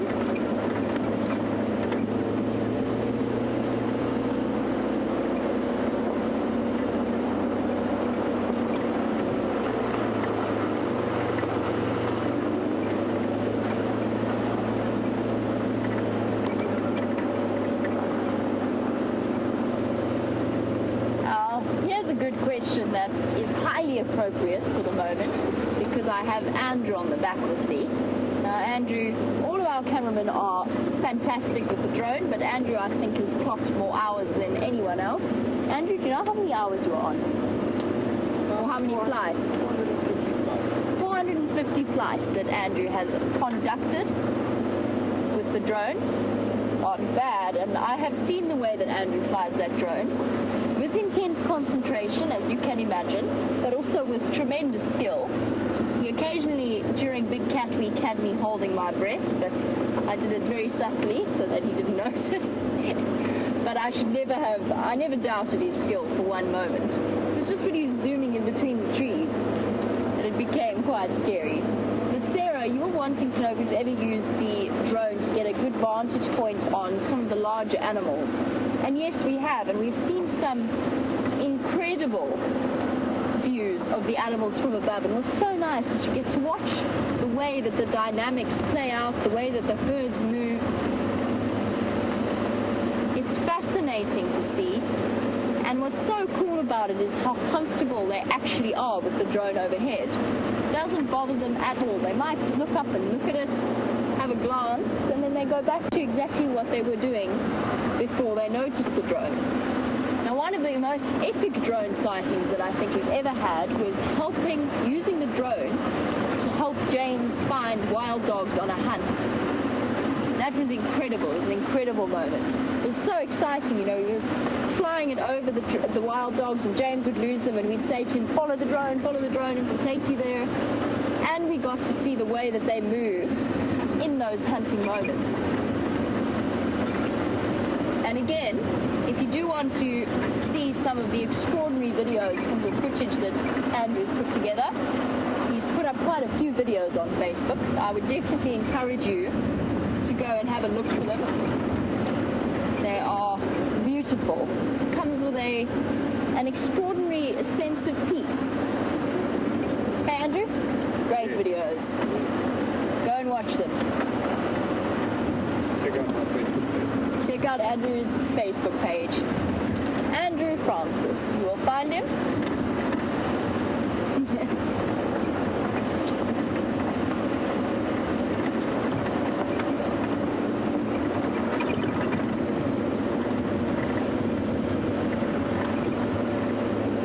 Think about porcupine. That's from Cindy. Cindy was saying that she realizes porcupines are nocturnal, but couldn't we see them at dawn or at dusk? Yes, Cindy, you absolutely could. I slipped my mind. Very silly of me. We see their tracks regularly. And as I said, you're more likely to see them in winter. That's when they come out at dusk. During the summer months, it's a little bit too hot for them, but not impossible. Zebby, where's your friends? Didn't want to know. All on your lonesome. Hello?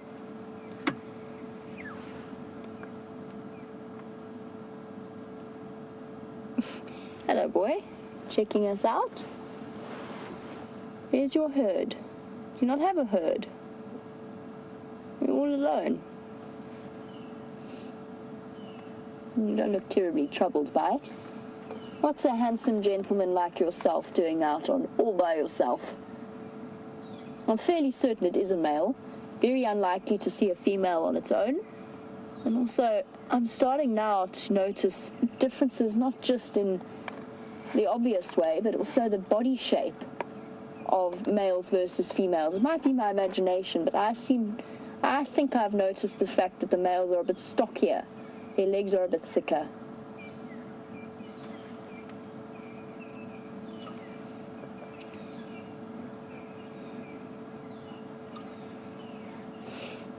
Hey, Zebra. I feel you, buddy. I'm also on my own this afternoon, apart from Andrew, of course. Thanks, Nigel. I'm glad you've been enjoying our solo mission. Luckily, the animals are doing all of the work for us. And the zebra in the glorious late afternoon sunlight. Yes, you are terribly handsome, boy. Reasons that he could be on his own? Might be a young stallion who hasn't managed to collect a herd yet. Yes, definitely a male. Just got that brief glimpse of the thin stripe between the cheeks of the bottom. So he might be a young male that hasn't managed to win a female yet and to start his harem or his collection of zebra females. Usually you see individuals like that in a bachelor group, but there's no set rules out here. You do get solitary zebra out on their own. It's just been quite a while since I've seen one on Djuma. Okay, well, we'll leave him to go off on his solo mission. We'll carry on with our solo mission. In theory, Brent is almost at the point of being out and about. He, last I checked, was having a couple of comms issues.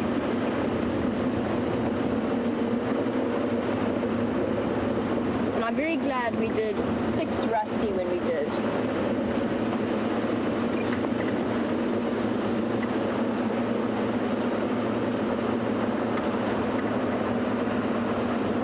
I mentioned that wonderful, secretive, endangered creature that we could get lucky enough to see, and that is the pangolin.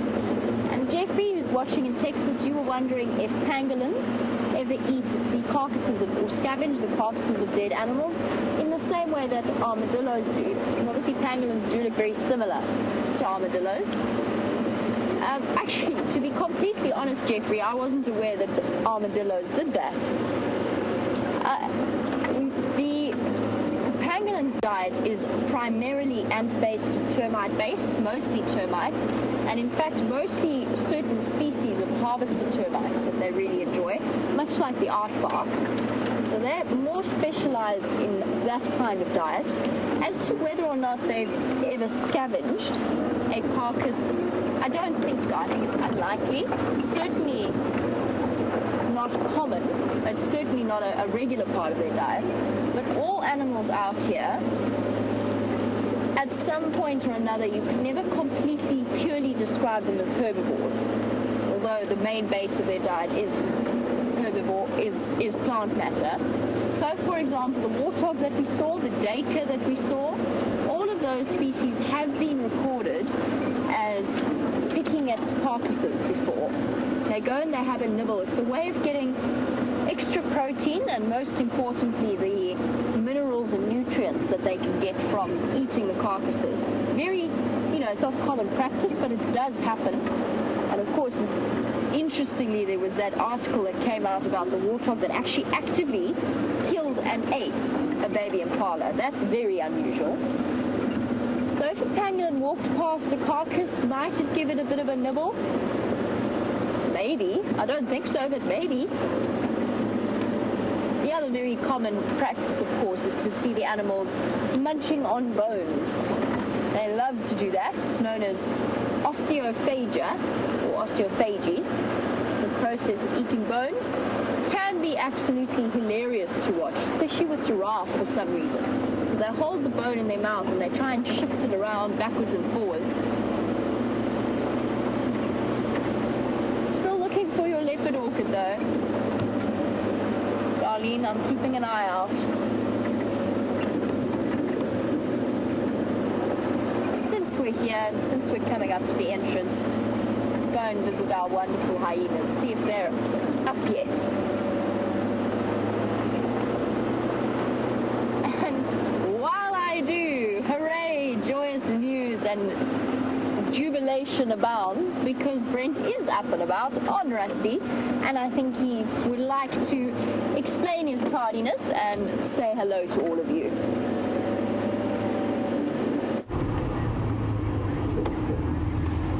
So finally, I'm back. My name's Brent Smith. I got Tebs on camera. We've just come out of the workshop. It seems like we almost all up and running, and what a wonderful way to start. Even a belated start. Got a young Ellie bull right here, right outside camp. There's been a lot of Ellies around camp today. And isn't that lovely with the dust and the backlight? And kicking up the sand and eating some small things there.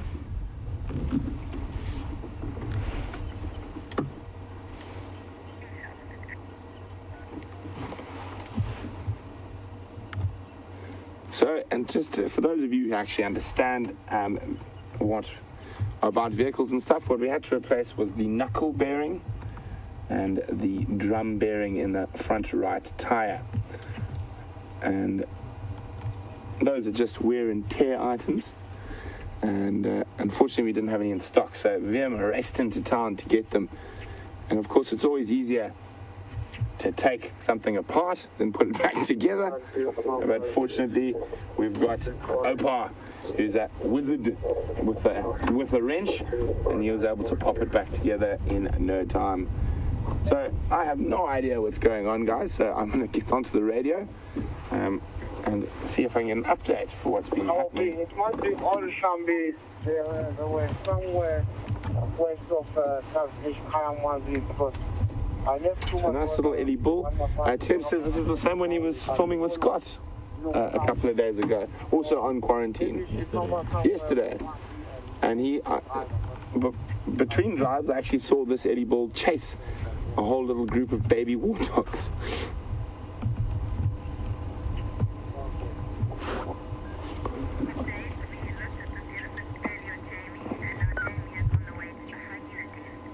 So apparently you've already had a look at this Ellie with Jamie earlier on the drive. It looks like, let's get a little bit closer to him while I get an update for what's out and about at the moment. Afternoon stations, can I have an update, please?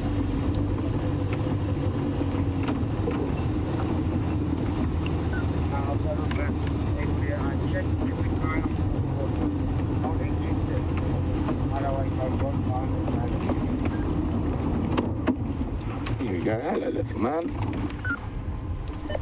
Copy, Abel. And there's Ngala in the north. That Mafazi, how close is she to Cheetah Katlan?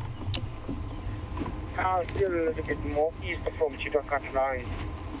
But when they started to move, I'll let you know. But far inside Pegasus. Copy, thanks. And you said it's in Kohuma? It's I'm operating the place now. Copy, thanks. So, guys, there we go. A little update from Arbel. He's from Buffalo's Hook up in the north. And just at the end of drive this morning, I heard they found a single lioness that they think might be part of the Nkahuma pride. So he's on his way there. He hasn't been there yet. So I'm quite excited to see if it is one of the Nkahuma girls.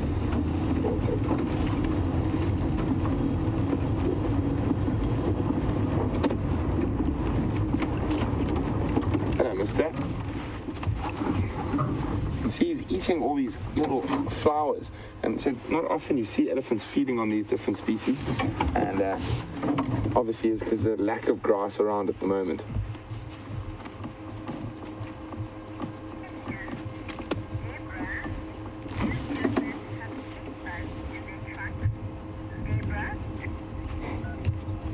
So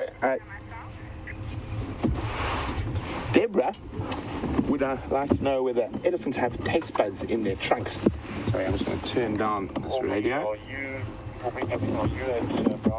And Deborah, they don't. The elephant's trunk is its nose, so it has smelling organs just like ours. And the taste buds will be in its mouth. Oh, I'm sorry. This is a new earpiece. It doesn't seem to fit on me very well. Funny thing, these. But necessary. Oh, off he goes. Oh, looks like he's chasing a Inyala. Let's have a closer look. So quite often these young Ellie bulls like chasing Impala and Inyala. And looks like he's actually heading straight down to our camp.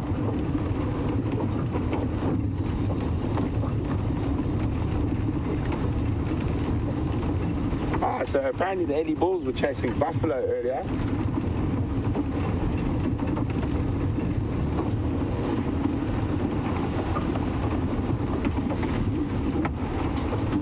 So aren't we lucky? And I'll show you now. There's some of the Djuma staff.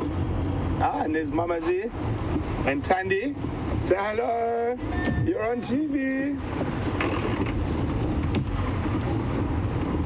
And this will just give you an idea how close we live to the animals.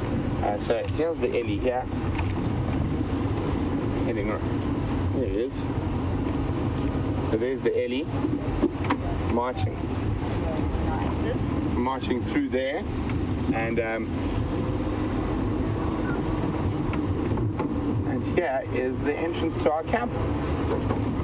Right there, I'm just going to loop around because he's heading towards the road closest there. So here we go. There's the entrance to the camp.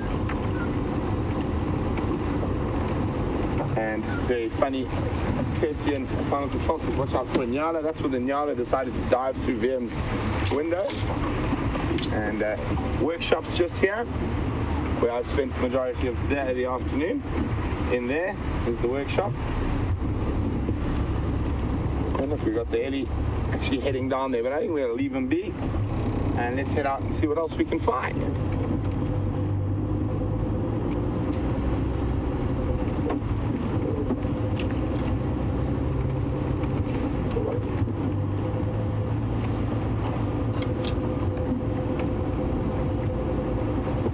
Julian would like to know what keeps the big cats from jumping in the Jeep. Well, sorry guys.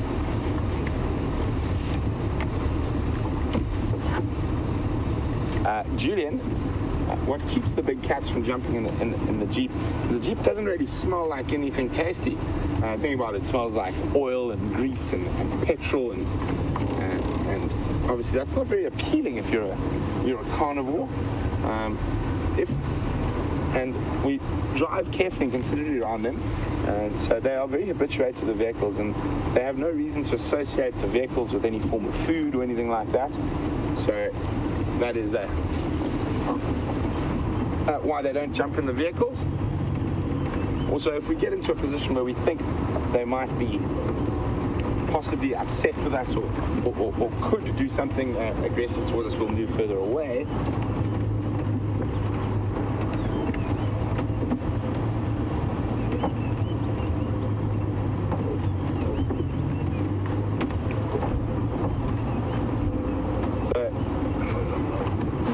I'm sorry, I'm really struggling with this thing. Don't think it's made for ears as big as mine.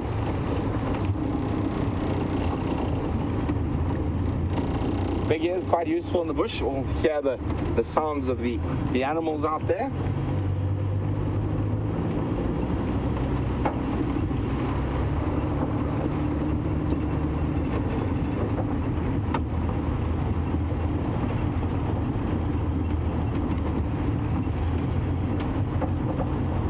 So there's a lot of animals moving between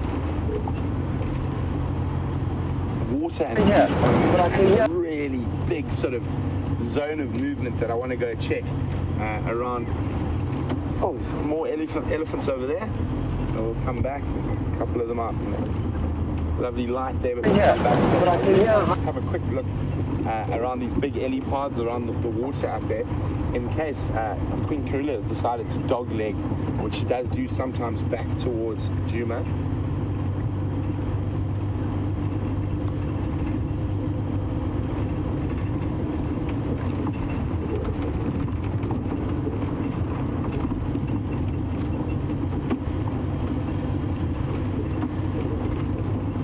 But a beautiful evening.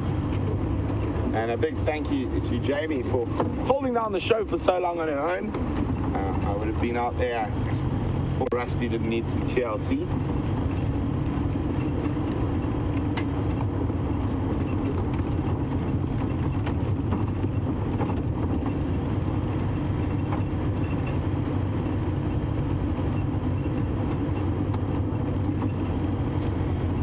So happy birthday to Pamela, We would like to know, do elephants ever come visit the workshop? Generally not, Pamela. There's no nice green food or grass or anything for them to eat in there.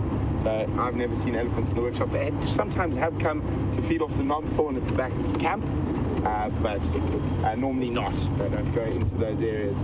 They're quite confined if you are an elephant. Lots of vehicles and things around. Oh, busy road today.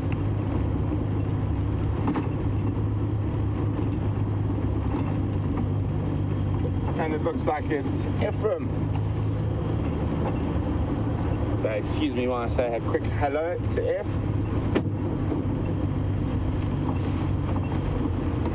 Hey, Minja. Hi, hello, how's everyone? Good. How's it all? Sorry about the dust. No problems. Anything out there? Do you look for Karul? Yeah, we check Karul. I haven't seen any calls. It's like he's going east. Still east? Yeah, heading east. Okay. And then go home and to the pen. Just one? Or no, the whole family? How many is it? Four. The other young one was running away because he's one of the Birmingham there. So there we go, guys. Really good news from Ephraim. The Nkumas, after a long absence, have decided to join us again. But we're going to continue on. Enjoy the rest of your drive. You have what in this car, yeah? Okay, cool. The Mvubo is active. Enjoy. Bye-bye.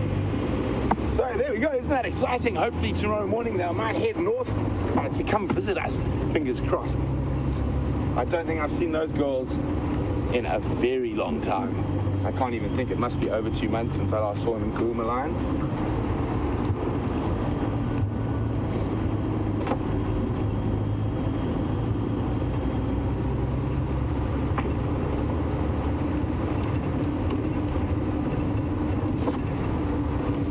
Well, Reese says our camp looks so open and is wondering, do animals ever come into our camp? Well, a couple of species definitely do, and they are great raiders of humans and have been for a long time. I think one of our biggest battles that we're fighting at the moment is with the squirrels and the other rodents, the mice and the rats. Somehow, it doesn't matter how well you manage to block, they seem to find a way into our pantry. Also, if you forget to leave the door open when lots of people aren't around, the vervet monkeys will get in there and get away with as much food as they can. And our nocturnal visitor, even if you close all the fences, a hyena will find a way in. And if you forget to put the rubbish bins inside at night, we've lost one completely. The hyena managed to drag it off and then eat it up and completely destroy that big black bin. So those are the main ones we get in camp. And where Scott and Nikki, Jamie, myself and Eugene live, we often have Inyala, bushbuck and duiker that come feed in our garden.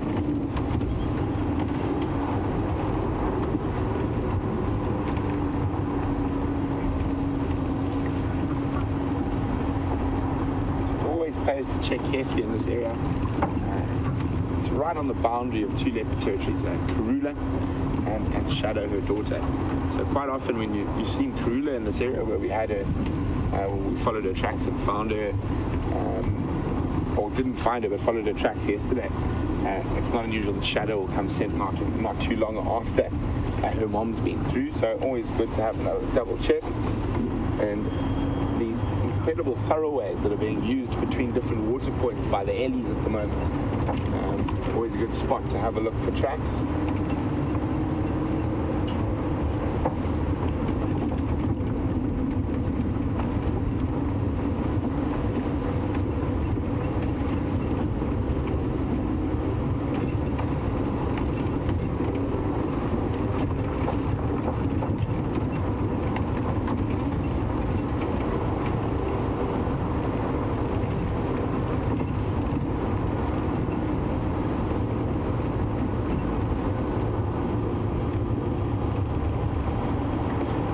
James Bear's got quite a little bird list for us there. Two of the rarer birds, although cuckoo hawks we do see quite often around here. He would like us to point out African cuckoo hawk and the European honey buzzard.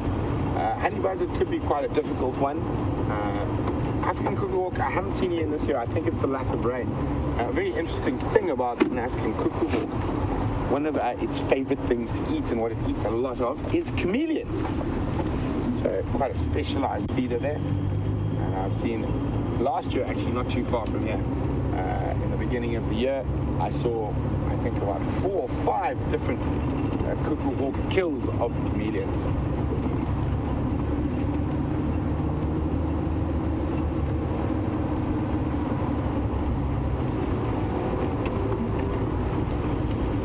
Sun dipping down, and we're getting into that area where we've got these massive ellie paths that crisscross the northwestern corner of Djuma. The proper ellie highway, this area.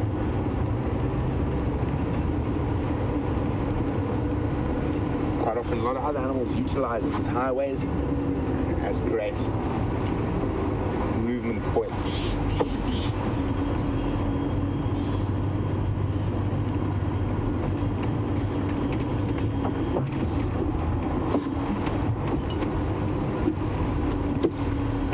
So yeah, these massive elephant paths that are used by lots of different animals.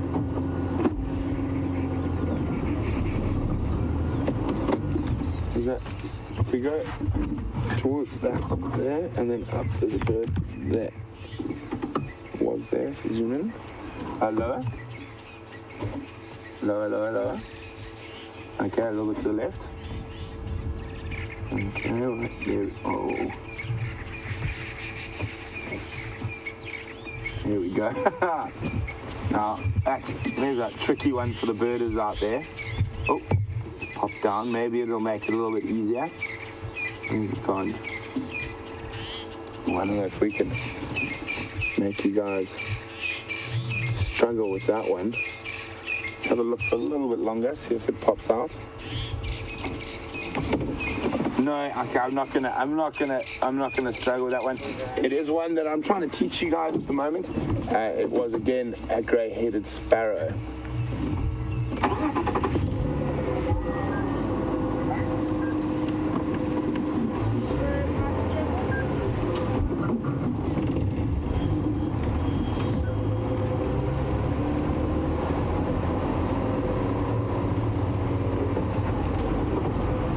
Doesn't look like it's been as busy this afternoon as it has been on previous mornings and afternoons. There's another massive ellie path here.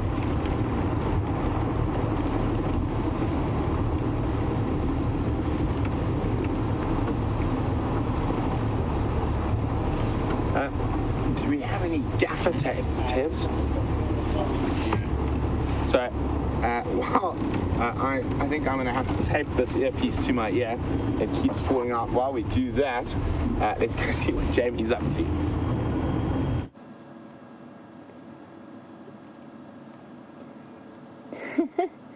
I'm sure we could fashion some way to get Brent to tie his earpiece into his ear with his hair.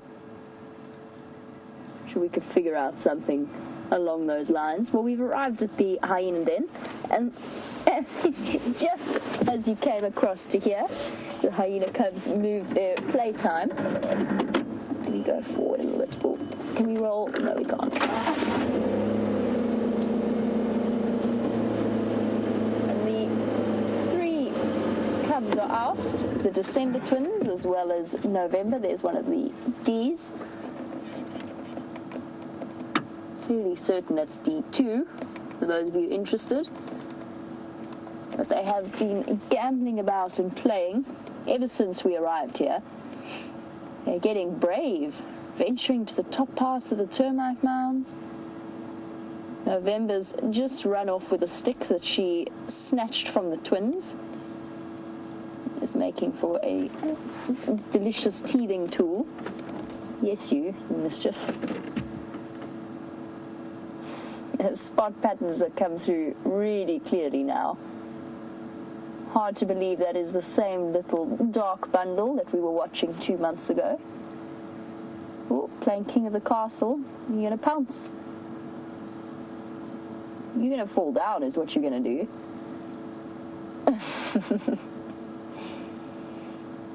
Have another crazy tumble into the den site. November's gone to harass one of the December twins.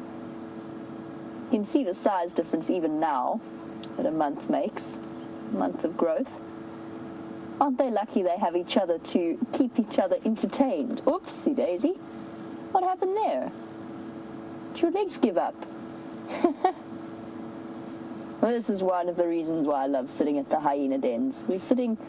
How incredible is that we are watching these cubs play and you're watching at exactly the same time with us. They have chewed the sticks and twigs around this den site to bits. With 3 sets of cubs, all under 3 months old, this den has taken a beating, and anything will suffice for a curious hyena cub that wants to play and explore and possibly fall down.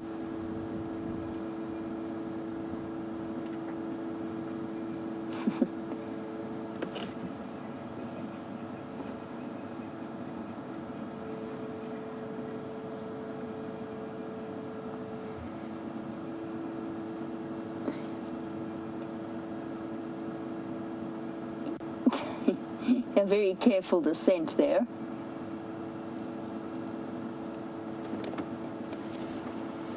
Now, November and the December twins have been fairly easy to identify. There's quite a clear size difference between November and the 2 December twins.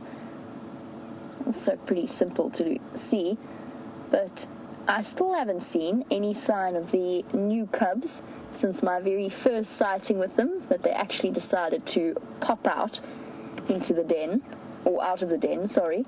Now, there is an adult at this den site, which is why the cubs are being so bold.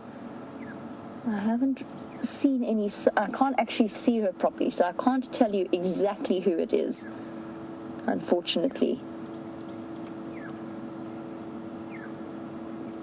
I think it's probably Pretty. I can tell you that it's not Corky.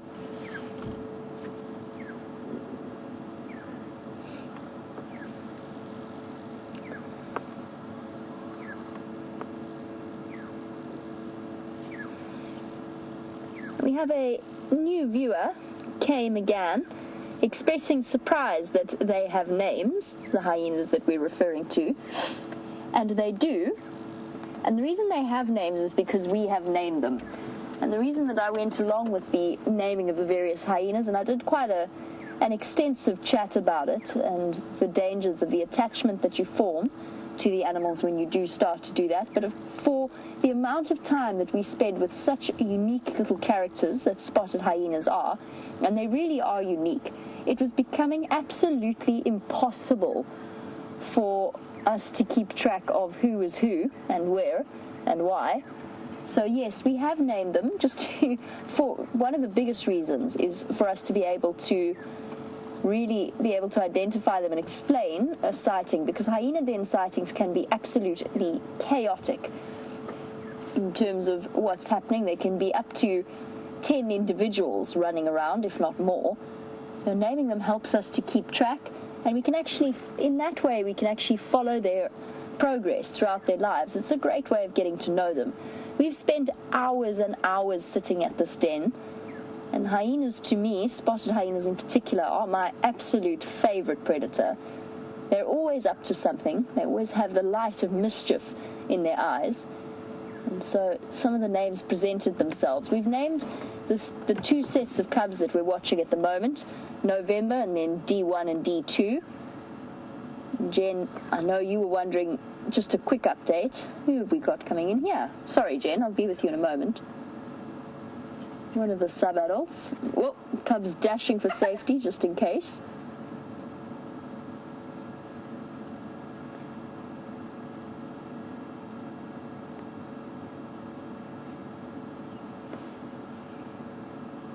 So yes, we've named, between the viewers, myself and James and some of the previous presenters, we have named the different hyenas just to help us keep track of the sightings that we experience here, and also to get a really nice grasp of the dynamics at the den. So socially, spotted hyenas have one of the most interesting arrangements that could possibly be found in the mammal kingdom. And even researchers who've spent 30 years or 40 years researching them don't always exactly understand what's going on. And, of course, different hyenas in different habitats will behave differently. What we do know is that they have a very strict hierarchy system. They are led by one dominant female, that is the matriarch. And spotted hyenas are completely female-dominated.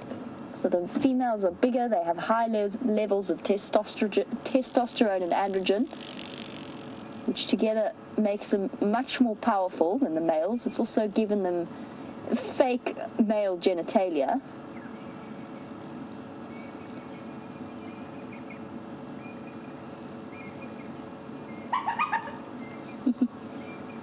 Yip, yip, yip, yip. And both Steph and Janet, you've said that you can't believe how fast they have grown. Mom's Milk is doing a good job. And already the December twins, D1 and D2, and Jen, by the way, D1 is the one with the white foot, unless I've mixed that up. But they really have grown fast. And hyena milk, as I've mentioned before, it's one of the side effects of those huge females, is that they produce some of the richest milk that is produced by any of the males out here. And that's doing a fantastic job of keeping these little ones well fed. And as you can see, the spot's starting to poke through on the December twins. We also have a brand new set of cubs that have only just been born in the last few weeks. We've hardly caught but a few slight glimpses of them. I can't wait to see if they decide to make an appearance this afternoon. Since our little hyena cubs have decided to disappear behind the tambuti trees, let's pop over to Brent for a bit of an update. We'll catch up with you shortly.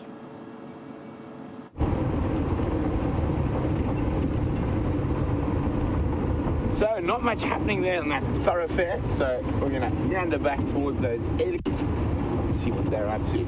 I'll give you a quick look here. I don't know what it looks like. I can't see.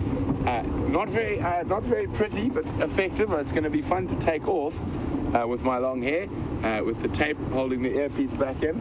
Not quite sure. I can't really see the monitor, so I'm sure it's a bit of a hash job, but at least it's not falling out of my ear every 30 seconds.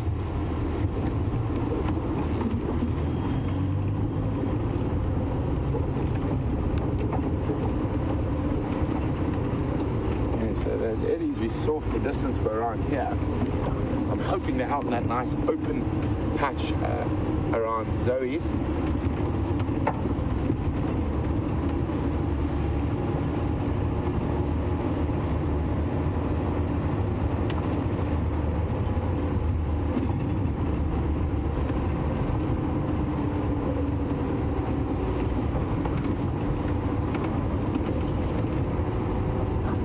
So, Lenny in Pennsylvania would like to know, with the amount of vehicles out on safari every day, do the smells of the vehicles affect the way the predator and prey species react? Okay, on the ground, Teddy, just behind this small little acacia here, right at the base of it. There we go, running up to it. Oop, gonna run past it. Chill, chill, chill, chill. There he goes. Oh, there we go, a little bird quiz for everyone out there.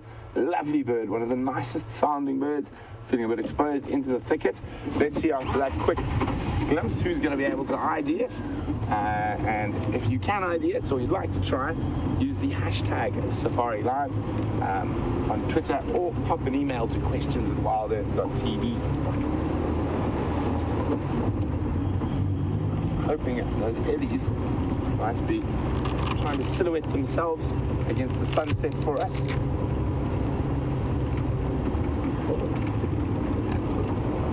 There we go, there is an ellie in the road.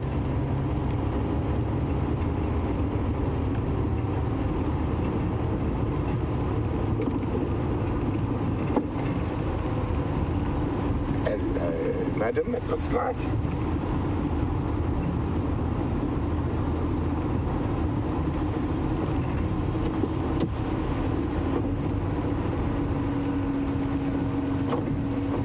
Remember, gauge low range, nice, calm, low revs.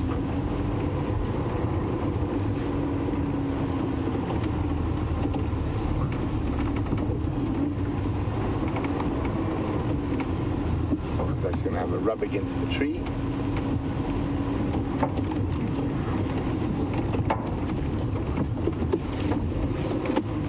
Sorry, madam. So, unfortunately, not all Rusty's little problems are fixed just yet. We just need to replace a bush still, which we'll have to hopefully get tomorrow, and that's that little metallic dunk that gave that Ellie a little bit of a fright. So, sorry, madam. Let's see if we can move again now.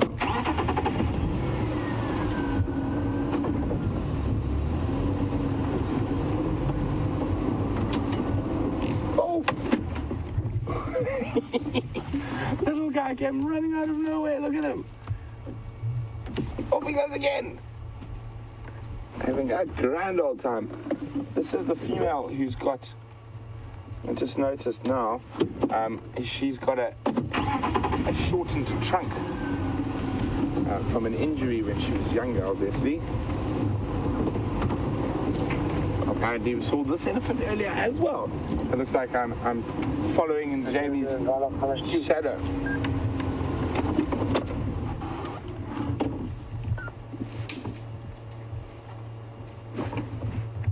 So I just came a call over the radio, said there was male lions calling.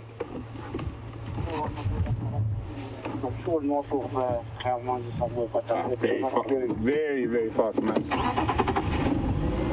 To the north in Buffalo's Hook.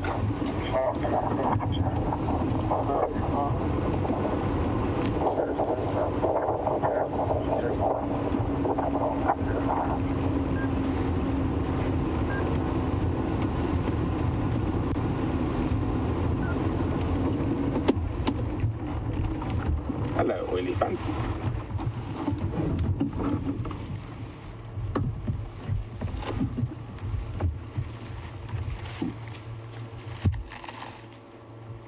So I've seen that female with a shortened trunk quite a few times around quarantine recently.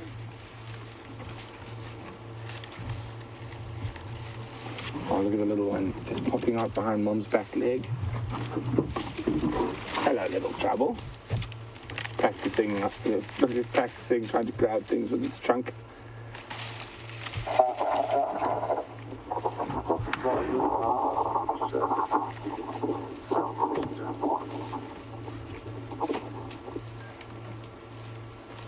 Staying nice and close to Mom, we feel safe.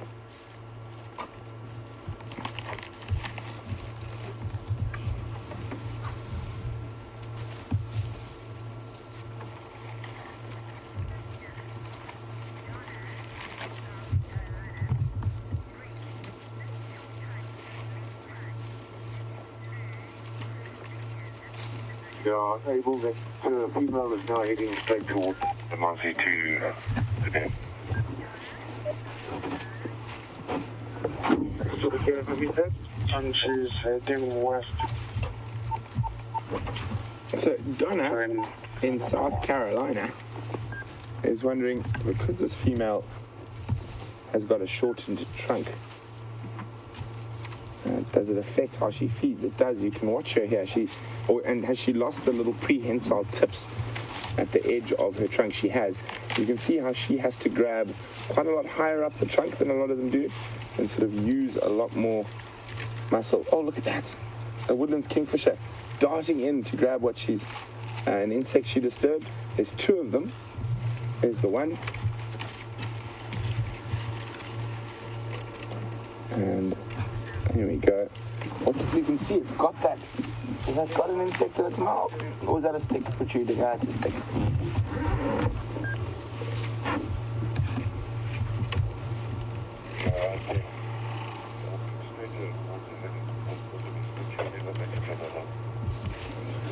And there's a second one just to the left, on the same tree. Go left, bottom branch.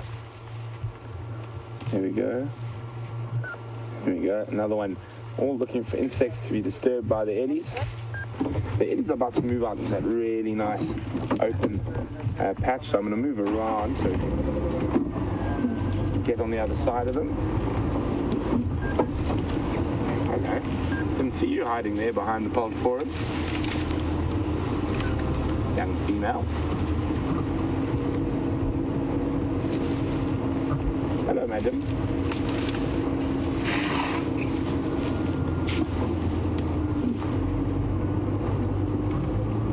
Very, very relaxed body language. I've spent actually quite a bit of time with this herd before, so I do know them, but one must never become complacent when out here. So the same herd that is so relaxed today could be not so relaxed tomorrow. They could have had a bad night, you never know. Lions might have been chasing after the baby. They could have just been in a high stressful situation with a musk bull, so they can sometimes become, oh, hello, old man. That buffalo bull here as well. Giving us the 1,000-yard stare. With all his... We don't want to wander too close to him just yet. We might collect all his flies.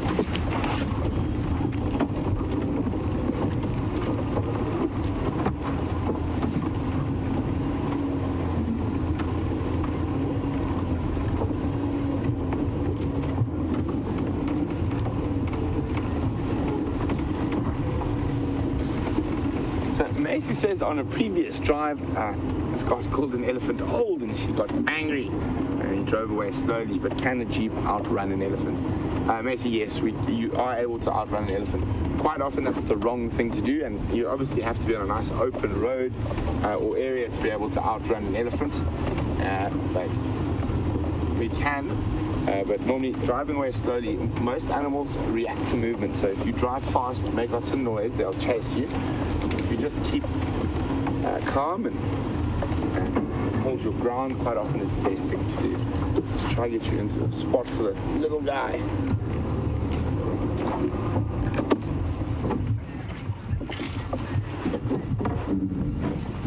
So, just to make sure everyone out there knows that the ellie didn't get angry because Scott called it old. I think it was just angry that day.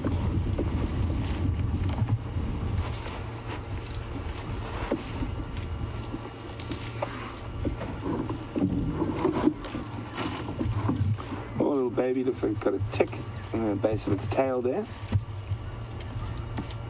Big grey tick.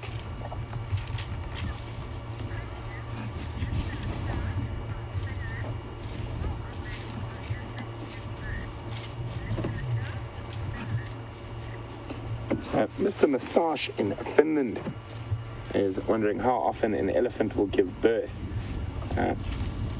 Well, it depends when the baby's weaned. It's so cute. Wagging its trunk around. So generally, the elephants can be weaned from as young as 3 years, but normally between 5 and 8 years. So they will give birth once the baby they have is sort of weaned. So they can sort of have a baby every sort of 8 to 10 years, or about 10 years, because their gestation period is incredibly long. The longest of all animals. Oh, we're getting charged. Oh, it's coming really close to us now.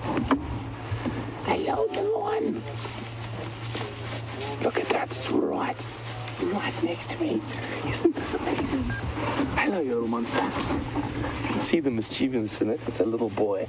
And this behavior is quite common for little boys. It feels safe with the other ellies right there. So coming together, a better look at us, a much more curious and close look. Sometimes if the others move away, you might get frightened, so we'll go charging back to mom. Hello, ellies.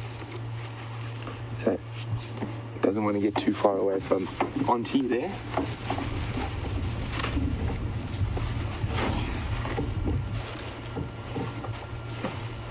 It is so special when these little guys come close to us.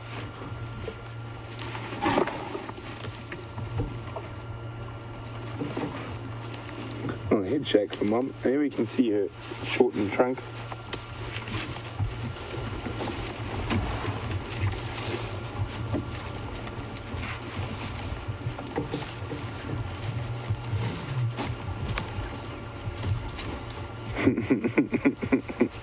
Looks like mom's decided it's time to move on.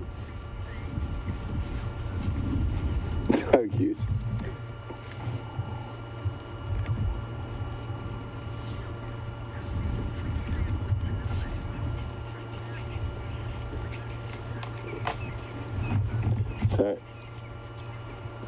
come out and up into the sky, Tibbs, I think with this camera it's worth having a crack at. It's not quite full moon yet, but it's there. So let's... I wonder if you guys can... There we go. Look at that. Isn't that incredible? That is awesome. Wonder if you can see the man in the moon. There's a song by Ballyhoo. That's while those little eddies are moving out, we can just see his little bottom disappearing through there from one Djuma baby to another with Jamie.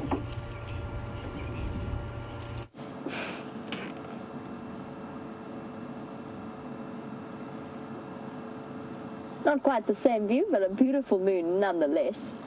And yep, babies are still battling it out, having the most wonderful game. And while you were with Brent, the matriarch of the clan, or madam, the mother of the brand new cubs, did make an appearance. She walked through, there was a bit of a greeting, some sniffing from the cubs. They show her the natural reticence and subservience that her role inspires. June also popped through very briefly. And believe it or not, there's an adult hyena den in that den. There's a foot, sort of. Cubs. Back out again. And off to the right, just behind the trees, I think that's Madam lying down there. Yep. But no sign of the new cubs.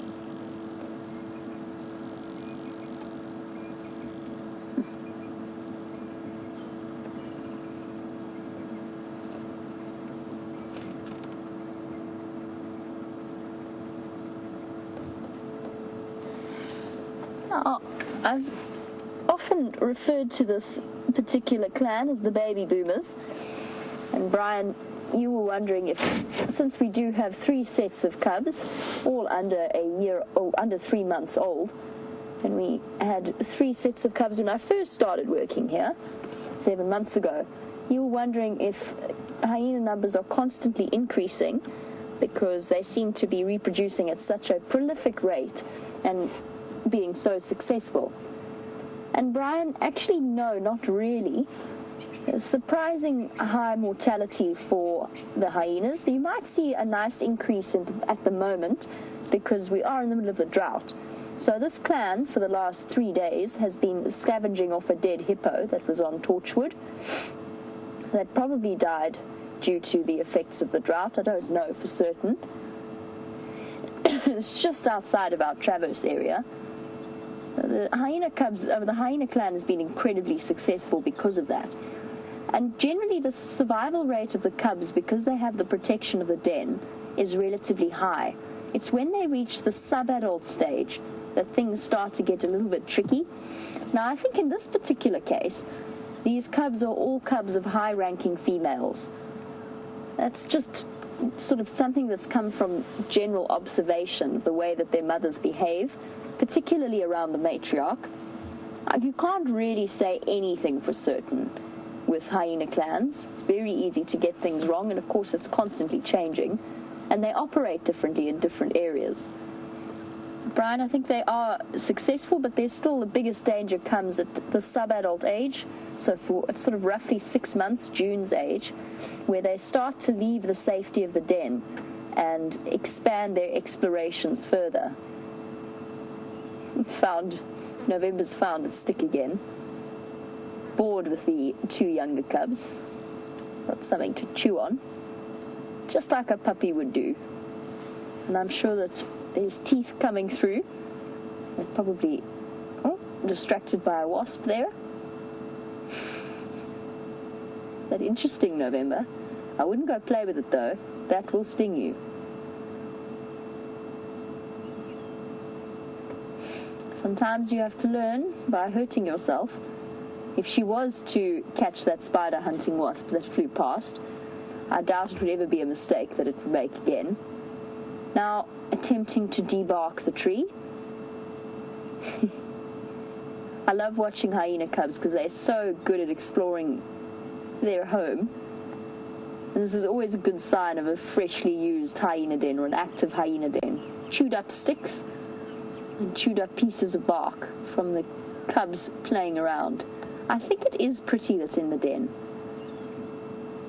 She doesn't have it must be. She doesn't have the ear notch that Corky has. So Corky is the mother of the December twins. But the hyena twitching her ears in this den entrance is the mother of the cub that you can see. But Brian, that being said, I think that these hyenas their clan will do quite well.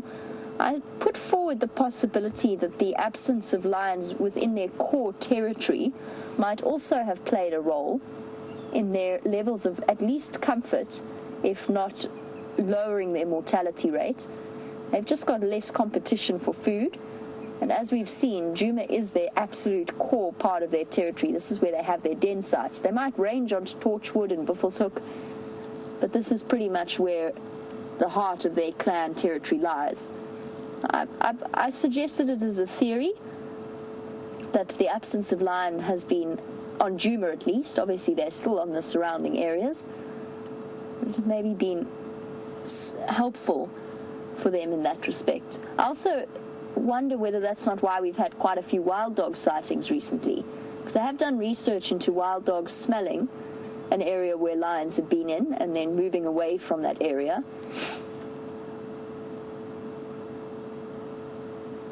But for those of you concerned, I'm sure Brent has updated you, the guests of Vuyatilla and Djuma have been treated to a couple of really nice lion sightings around Buffelshoek and Torchwood. So the lions are around, and any day now they could make an appearance on our live safaris.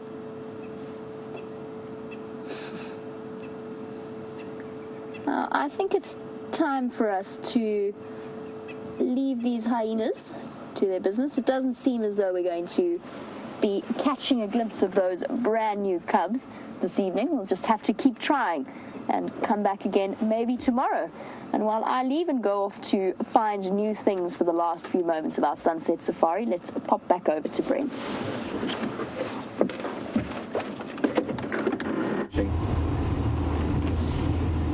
So we've obviously out very late, not too much time to go too far, but isn't it great to just stop and spend some time with one of the most numerous animals in the bush, and you can see how much those babies have grown, and we might start seeing a little bit of a horns pushing through on the little boys who will start to see the bumps. Hello, little guys. Me. Brr. Wait till we see if we hear that burping contact call between Mom and Bebe.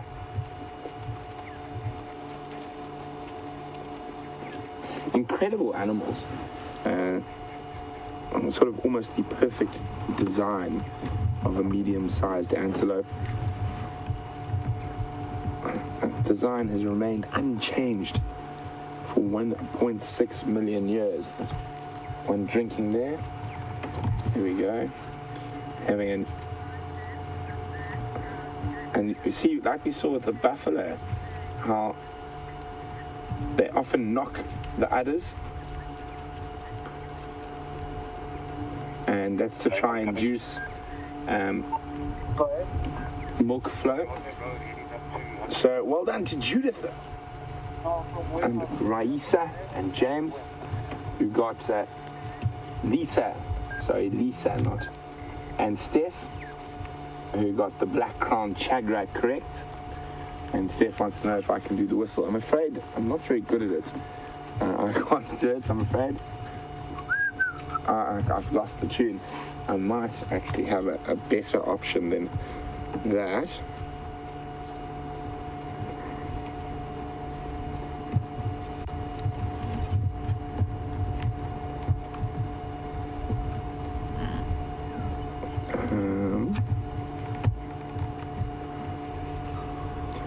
Black-crowned. No, I don't have that one on this, I'm afraid. Still, I keep forgetting to put the Southern African birds on. I've still got the Central and North African birds. Well, going to do a little perusal. I'm hoping, I haven't seen the bullies since I got back from leave. I'm going to see how many babies might be left. And it seems like they've moved along from quarantine as the babies have got bigger. They're not their preferred spot for sleeping over anymore.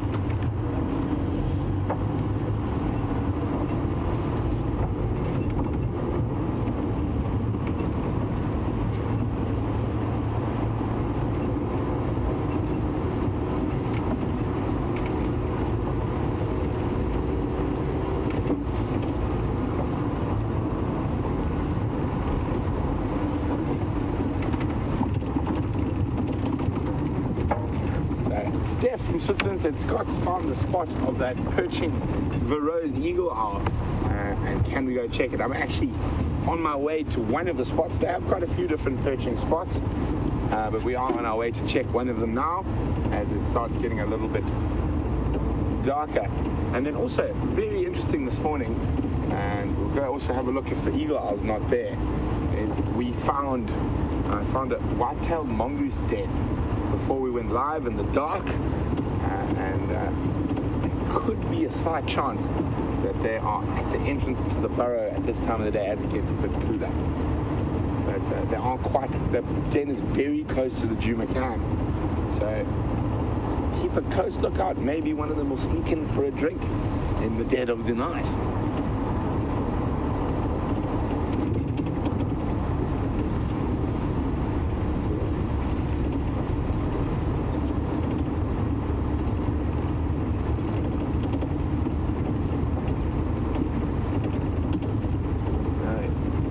One of the spots likes to perch.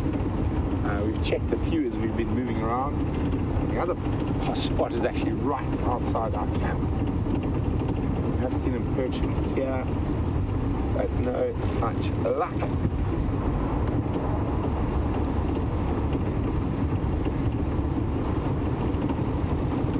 Anyway, well, let's move on to the next perch site.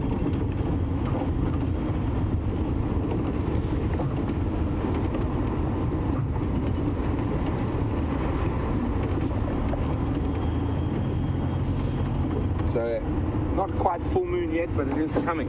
And it's a very strange thing for me to think. I always used to love the full moons. When I first worked in the Sabi Sands, beautiful, and they are so stunning. But it is now a time for a little bit of worry. Poaching front enables poachers to move around a bit more easily at night. A bit of a time, so the anti-poaching patrols and that's actually up during this time of the month.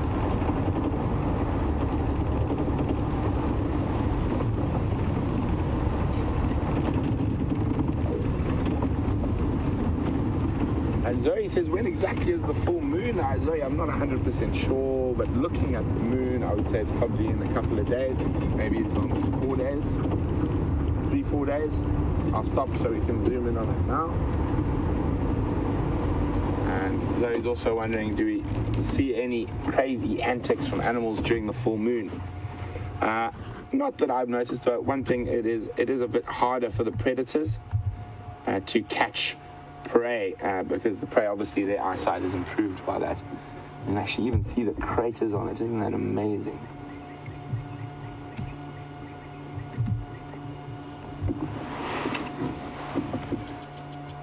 And fascinating stuff happening in the space race at the moment.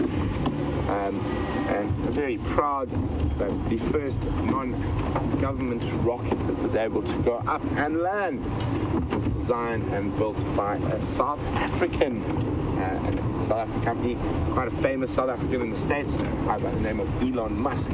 So he managed to send a rocket into space and land it safely. And apparently they've now got the contract to resupply the International Space Station. Isn't that amazing?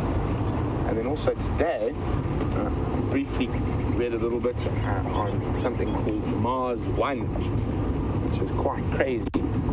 So they are planning to send people to Mars by 2020. 27. And this is a private company, again, who are convinced they can do it for cheaper and faster than the government. And if I remember correctly, it's an Australian company. And I think there's about 8 or 9 Mars astronauts that have been chosen. And one of the main reasons they can do it cheaper than what we do is that those astronauts would never return to Earth. So they're planning to go to Mars and try set up a colony and live on Mars. Now, I mean, I'm all for great adventure and going to new places, but I think for now that's one step too far for me. And you know, elephants or wild dogs on Mars.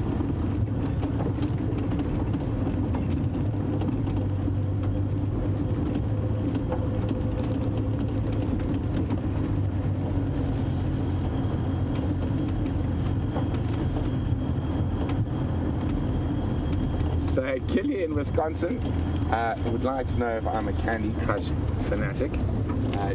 James, while trying to be amusing, he tries to be amusing more often than is amusing.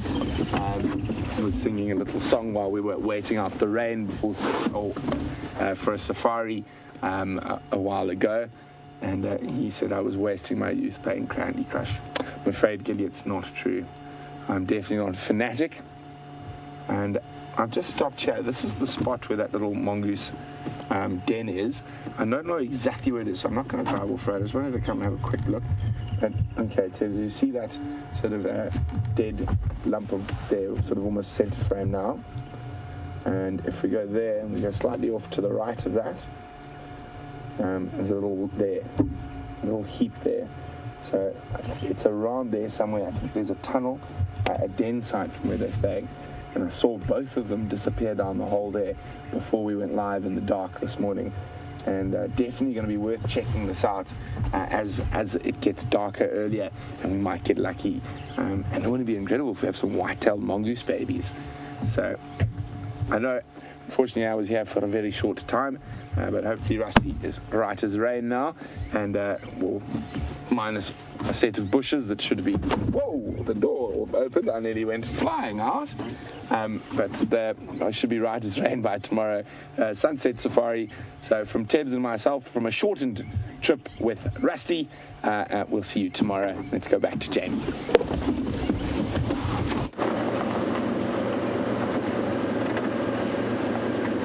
Whatever James has to say, at least he knows how to close a door. And I shouldn't actually say that because I've also fallen out of the doors before.